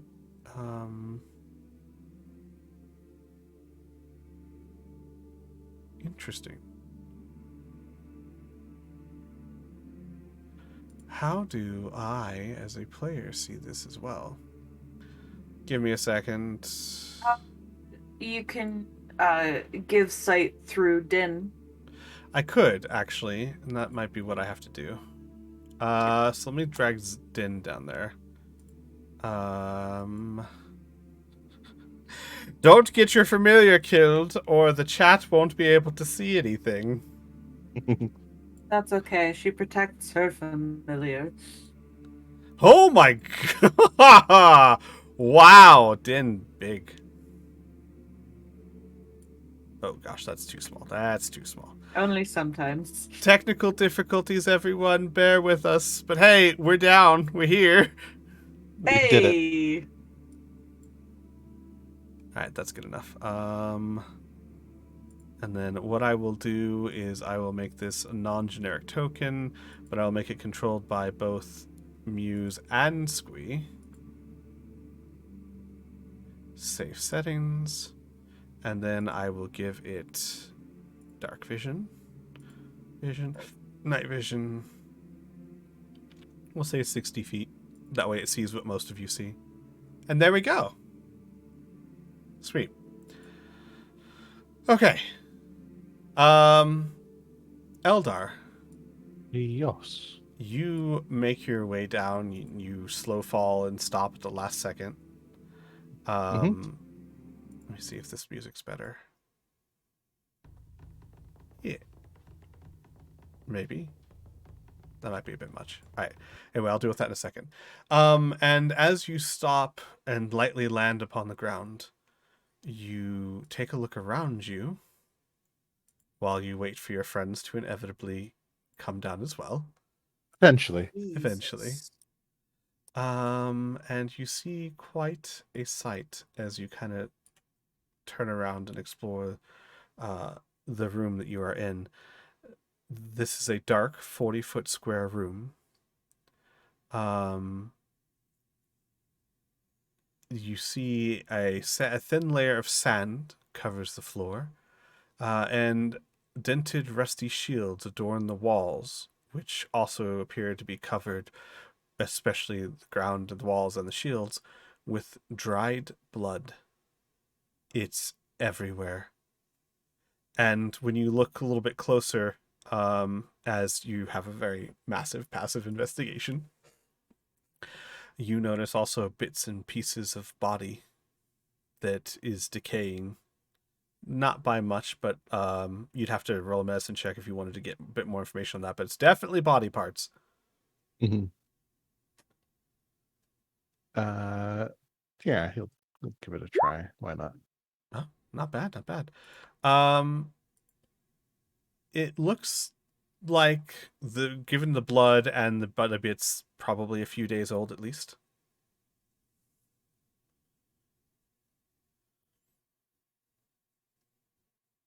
Okay.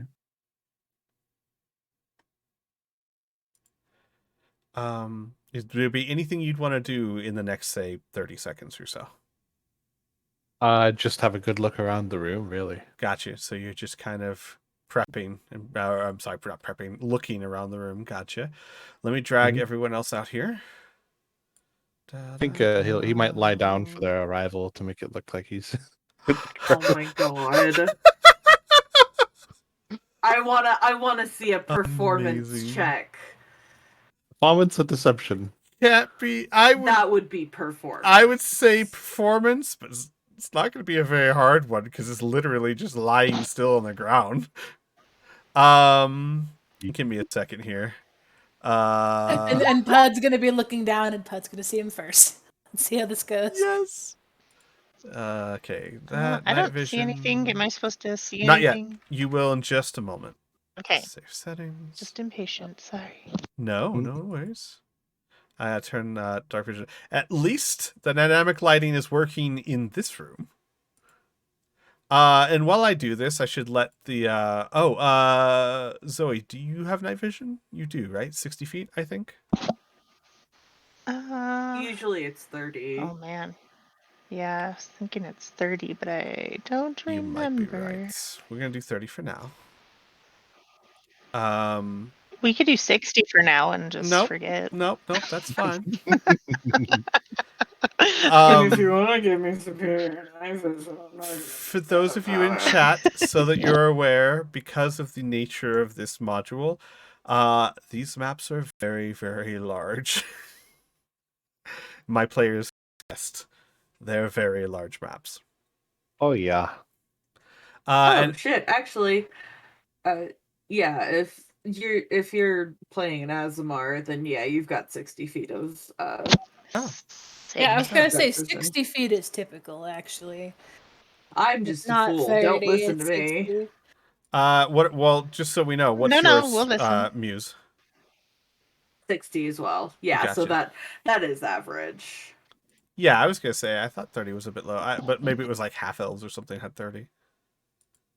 I don't know. In any case, one quick note. I know all my players know, but this is just the one first reminder or whatnot. Dark vision does allow you to see things as if they were a dim light. So perception checks will be at a disadvantage without some sort of actual light source. You can see, but you can't see as well as if you had a light. Passive also takes a -5 hit. Say what? Passive, yes. Also takes a -5. Correct. So your passive perception is 5 less than it is normally while you're using dark vision. The plus is you can see when there's no light.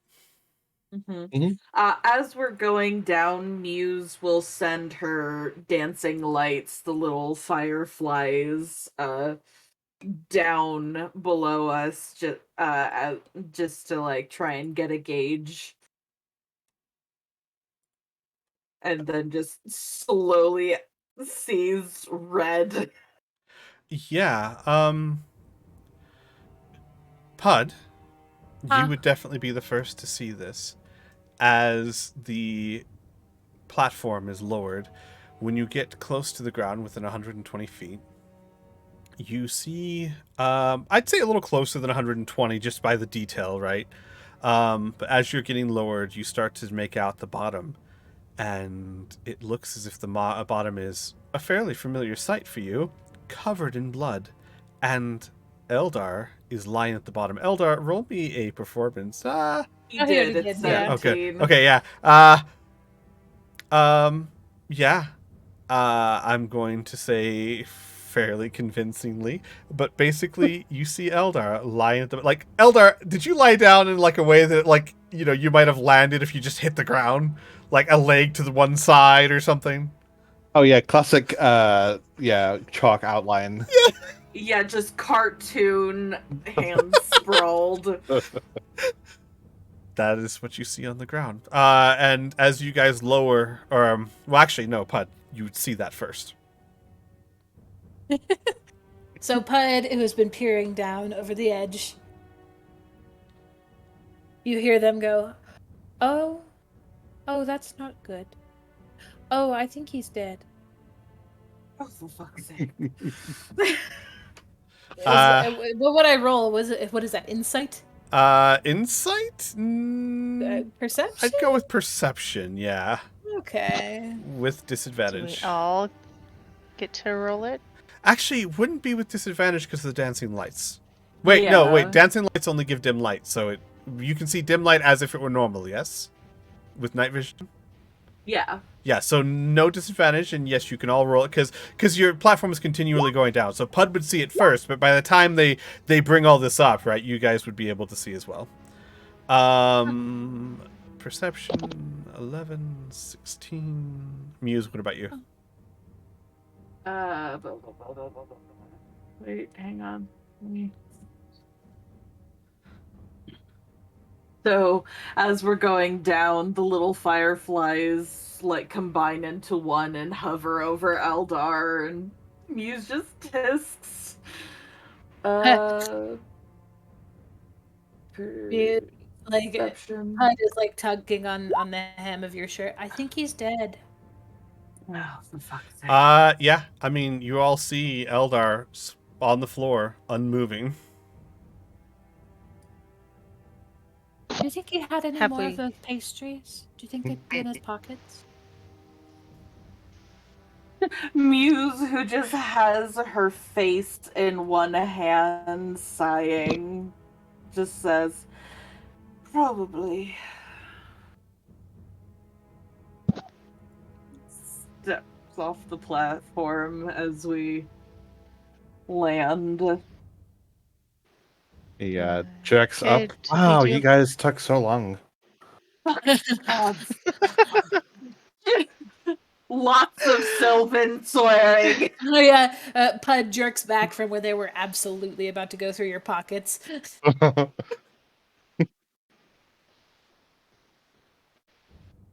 Yep. All right. That's you. You think you're funny. That's all right. Okay. What happened? Gestures at the massacre. Did you do all this? That's quite a lot. I'm very 30 strong. seconds of being alone? I doubt it. A lot can happen in 30 seconds, actually. More Eldar, flashbacks. since you did take a good the time that they spent to come down here investigating this room, what is your passive investigation again?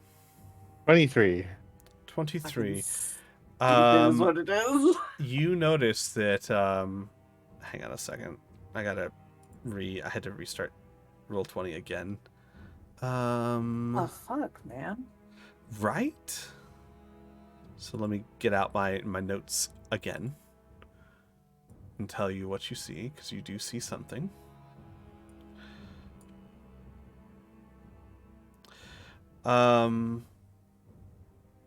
You see that the upper northern corner, western corner of the room over here appears to be a secret door cleverly built into the wall with a shield on it, but you find the crevices. It, however, seems to be a one-way secret door. You don't see any way of opening it from this side. However, you notice that there's a 1-inch diameter hole that's been bored through at a height of about 5 feet. And through it, you can kind of see a shadowy hallway beyond. In that case, he will poof his familiar onto the other side, look through its eyes, and look for the mechanism. Okay, you definitely... Hang on, I gotta restart again, because my map's not loading. Oh no. Oh, okay, let's go. Yeah. It's fine. You can do it, Squee. At least it's still showing on you guys. It's my DM one that I'm having to reload over. There we go. So yeah, on the northern side of the door, you see from that side it's very easy to notice. Like this is a door that's meant to be secret from one side only, right? Mhm. On the other side, seeing through your familiar's eyes, you can see a simple lever system that is not hard. It's literally like one of those where you twist it up, pull it to the side, and unlever the door or unlatch the door. Gotcha. With thieves' tools, would I be able to accomplish this while looking through the other side? I'm not sure you could with thieves' tools because it's only 1-inch diameter. However, what is how much weight can your familiar carry? 5 pounds, I think. That should be more than enough to your owl could unlatch it with your direction. Familiar's hand will do so then. Could you kill Muse over here? She's Oh, she's not no. cooperating. Why are there 2 muses? Well, I didn't expect there to be I a don't party see death anything. quite so soon, but Thank you. wait, Zoe, can you see nothing at all? I see nothing at all. I also can see nothing. What? What? Hang on a second. They don't. I Lighting. think they don't have control. Oh, Can you see hang on, my hang on, hang on, pings? hang on. Yeah, I can see your pings. I know what to do here. This needs to be given control to Zoe. Much better. Thank you. And this needs to be given control to Pud. Yay! So, you other three, you see the same things I described to Eldar. There's blood and bits everywhere. Yeah. There are scraps of clothing, dark, cloth. Sorry, my brain failed me for a second. Like dark cotton that's been so soaked in blood that it's hard to tell what color it used to be. But clearly, whatever this was, is dead. Does it look like just one person or like a group? Roll me an investigation check. More What than the one fuck are my rolls? more than one person, unless there's someone that had 4 hands. Hey, listen. You don't find any intact hands, but enough bits and pieces that you're like, there's a bit too many parts here for one person. There's at least three. Excuse me. 20-fingered Steve came down here. No. But it all blends. 20-fingered and 4-handed Steve. Uh-huh. Oh my god. So it's Goro. Yeah, I was just gonna say Goro has died. Shit. That's where he fell. I knew it. You guys do, Okay. as you investigate the room, you do see a hallway that exits this way. And then you also see Eldar up here messing with part of the wall or looking through. Because, like, Eldar, in order to look through it, you have to, like, almost like it's a door peeper, right? You have to get right up and look through it until you call out your familiar. Yeah. There's also a hidden door right here. Click. Do you open it? Yeah. Gotcha. So you guys hear a click, and then the second it clicks, there's like this as the door just slides open. Give me a second here.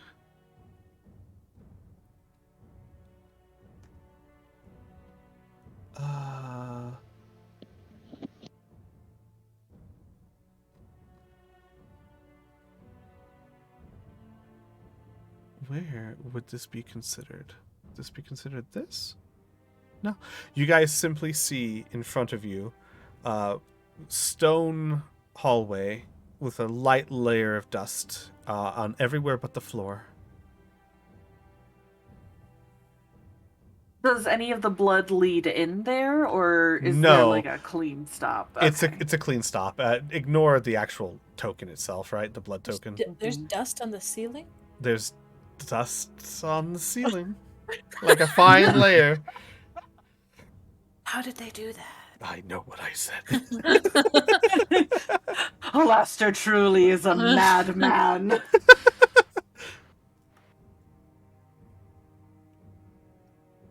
Well, are we going to be going the obvious way or the secret door? Secret doors are always better. I would agree with Pud. I think that's a good idea. Fair enough. Eldar, you feel that Pud has like grabbed like the back of your pants and is like following along with you. Okay, that's fine. Left or right? Right.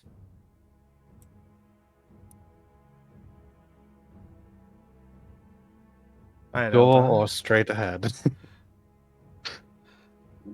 Door. So let me describe what you're seeing real quick. Mhm. Most of the doors will be fairly similar, but I'll at least explain this one. Is it locked or trapped? You guys, I feel like I should tell this to the stream. When we first played this game, Eldar has a very high investigation, and he has thieves' tools and proficiency in them. And so he would go to every door and ask if it was locked and trapped. And at least at the very start, most of them aren't. Most of them aren't. So he'd get more and more desperate.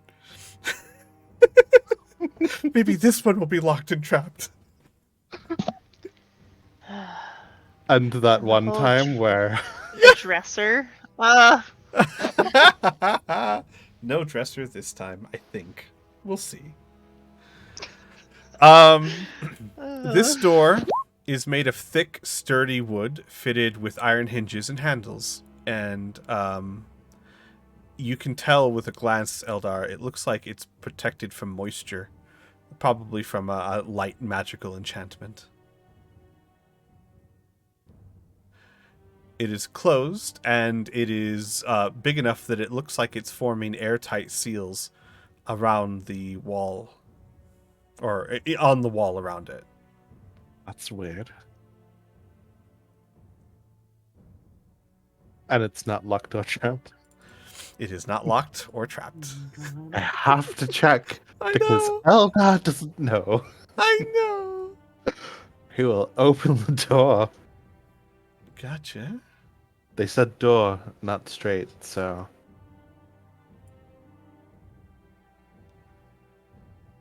That's You a very see- small room. Yeah, you see a small, like almost like an antechamber with basically about 10 feet of space.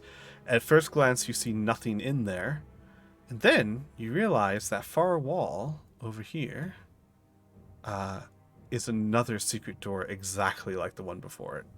Jesus Christ. Oh, it's another secret door. Il presto, hey, open doro. Gotcha. So same trick with the familiar. Doing as many holes. Okay. Oh. And before you move, let me tell you what you see. Piled up against the west side of the secret door is almost undetectable from the east side. A stack of old ceramic plates. It's designed. Oh, hi, raiders! Hello, everyone. Sorry, we're playing Dungeons and Dragons, so I will not be as Jesus. interactive as normal. But come and enjoy the story. Hi, Piff. Hi, Piff. With all your Hello. people. There is a ceramic stack of plates that is designed to fall and crash when the door opens. With your passive investigation and your familiar, you would see this and find a way to open the door without the plates falling. Okay. So what's trapped? It was oh my god, it was trapped! I've gotten so used to My apologies, Eldar. You did not trigger it. You I Okay. imagine you very carefully would oh my god, you'd have to have the owl pick the plates up one at a time and just set them on the floor. I mean, it's doable. Yeah, it's absolutely doable. Um so you do so and you open the door and you see another hallway. And my token can see quite a lot of things. It can indeed. You see roll me a perception check with disadvantage. Disadvantage. That's so low. Let's use inspiration. Oh my Do god. you have inspiration? I do. It was bought last session. No, that was bought for Muse. No, I got a Oh. hero dice. Oh, right. Yes. Okay. That's true. Use your inspiration, buddy. Yay. 9. Oh, terrible. You see shadowy figures in a room that opens up beyond in the hallway. They look humanoid in appearance. He Pud will- tugs on your pant leg. Are you gonna keep those plates, or can I have them? He'll gingerly not shut the door all the way, but shut it so that they wouldn't be able to see. There's quite a lot of figures in this particular room. Oh, so we need to be quiet. Do you want me to go look? Stares at the fully plated kobold. Who, you will notice, is remarkably quiet. Oh. Yes, their metal plates do not seem to clink against each other. It's almost as if they were wearing leather. Yes. I think that would be wise. Okay, I'll go look. And they duck between your legs and squeeze in between the crack in the door. And I will roll stealth. Yes, and I'm going to steal Din for a second, Muse. I will roll stealth How dare you. with advantage. Nice. Give me a second here. Why can I'm going to move you, Muse. There we go. He's mine, you can't have him. Stealth with advantage because of suit, yes? Yes. I need to figure out how to turn off that heavy armor. That Thing. is more than fine. For the moment, we'll just use the higher roll. You guys see as Pud sneakily stealths down the hallway and disappears from view, except for Eldar's. No, they don't. Go ahead and move up to here. You need Here. to scoot him up a little Yeah, more. I'm gonna. There we go. Roll me a perception check. At disadvantage. Sorry. I'm assuming I'm listening and not. You're not looking? You closing your eyes? I'm confused. Well, I can see them. Even if it's in dim light, I can see them. Yes, but I need a perception check at disadvantage because it's dim light. Cool. Love it. Gotcha. No. Oof. That's a lot of ones. You also roll me an Arcana check as well before I start describing things. Not bad. Okay. Not bad. Not bad. Not bad. Thank you for the 16 with the plus 10 Arcana that I have. Yeah. Roll 20. You fucker. You see, when you start to approach, you see shadowy shapes that are kind of milling about quietly, right? Mhm. As you get closer, you see several humanoid forms with pale skin, dark hair. Most of their hair falls down below their shoulders, and they all have what look like kind of tatty and ragged clothing, but they are armed with weapons, and they are very quiet. They're not talking to each other. They're shuffling around a little bit here and there, and they are from what you can see, their attentions appear to be focused down here. Mm-hmm. So they certainly have not noticed you, but they seem like they're lying in wait. Not ambush per se, like they're not grouped around something, but looking like they're ready to pounce. But they look like they're waiting quietly. Okay. Bud will kind of press themselves against this firewall and try to sneak a peek at what's down here. Gotcha.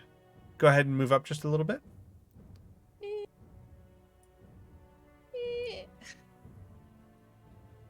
You see more individuals with their perception check. Yeah. 1, 2, 3.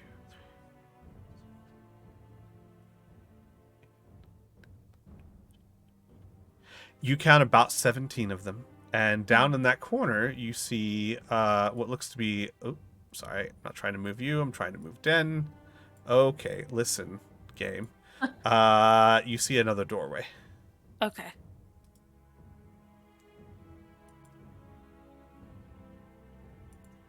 So they peer back and forth, and then they trot back down this hallway. As you start to leave, you notice one thing as one of them tends to like open their mouth to yawn. Mhm. And you see sharp fangs. And you think about that, and you remember you've heard tales of sentient creatures with fangs like that, and maybe they're undead? Hard to tell in the dim light, but your knowledge of the arcane and things that are quiet and humanoid and with fangs might be undead. Okay.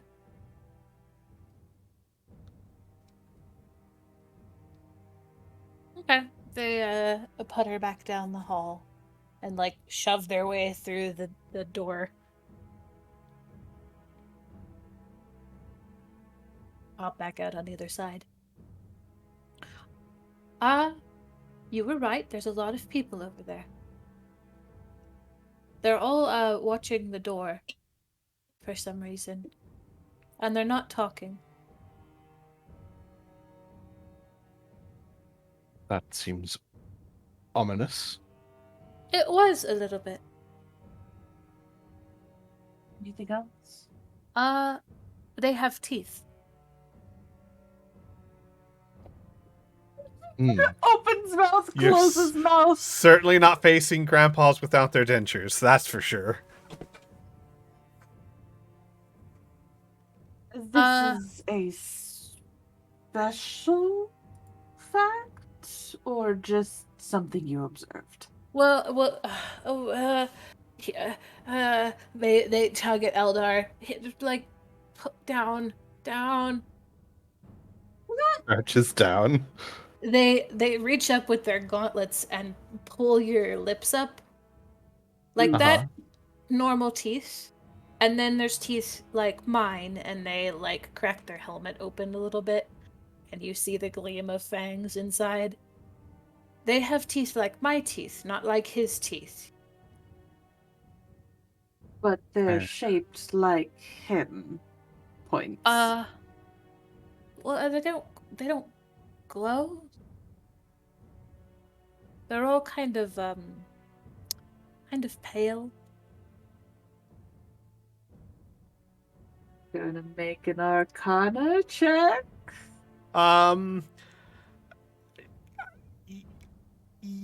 Yeah, go ahead. Fucking come on, Be all Muse. kinds of things.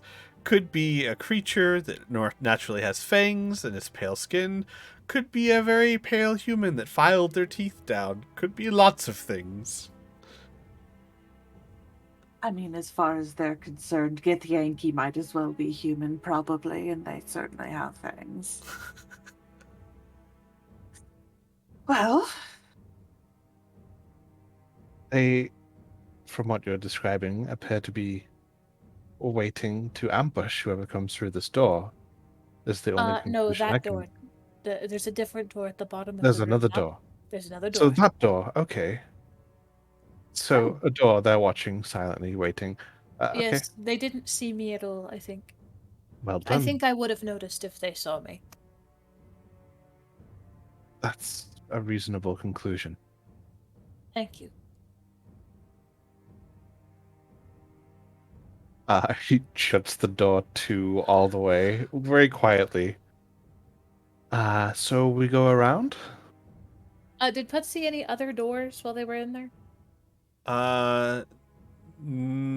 Yes, you would have saw a door below you that they were all watching, and a door above you, about the same distance. There's also a door at the back of the room, so there's at least 3 doors. Actually, you know what? I'll tell you what. You can see. So here's what you can see, or what you did see: a door behind or down here, right? Some sort of passageway that goes that direction. A door right up here in the same wall. And then, yeah, you would have seen another hallway that goes off that direction. So 4 exits, not including your entrance. Okay, so 3 doors and 2 doorways? Hallways, yeah. So doorways without doors in them. Correct. Okay.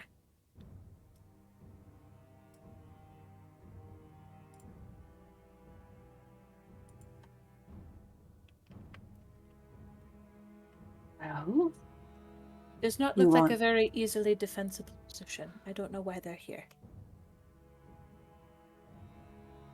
likely for some kind of ambush. You don't think these are the blades he was talking about, do you? Well, you said there were only 5 of those. Well, how many did you see? 17. Significantly more. I did say that I saw a lot of them.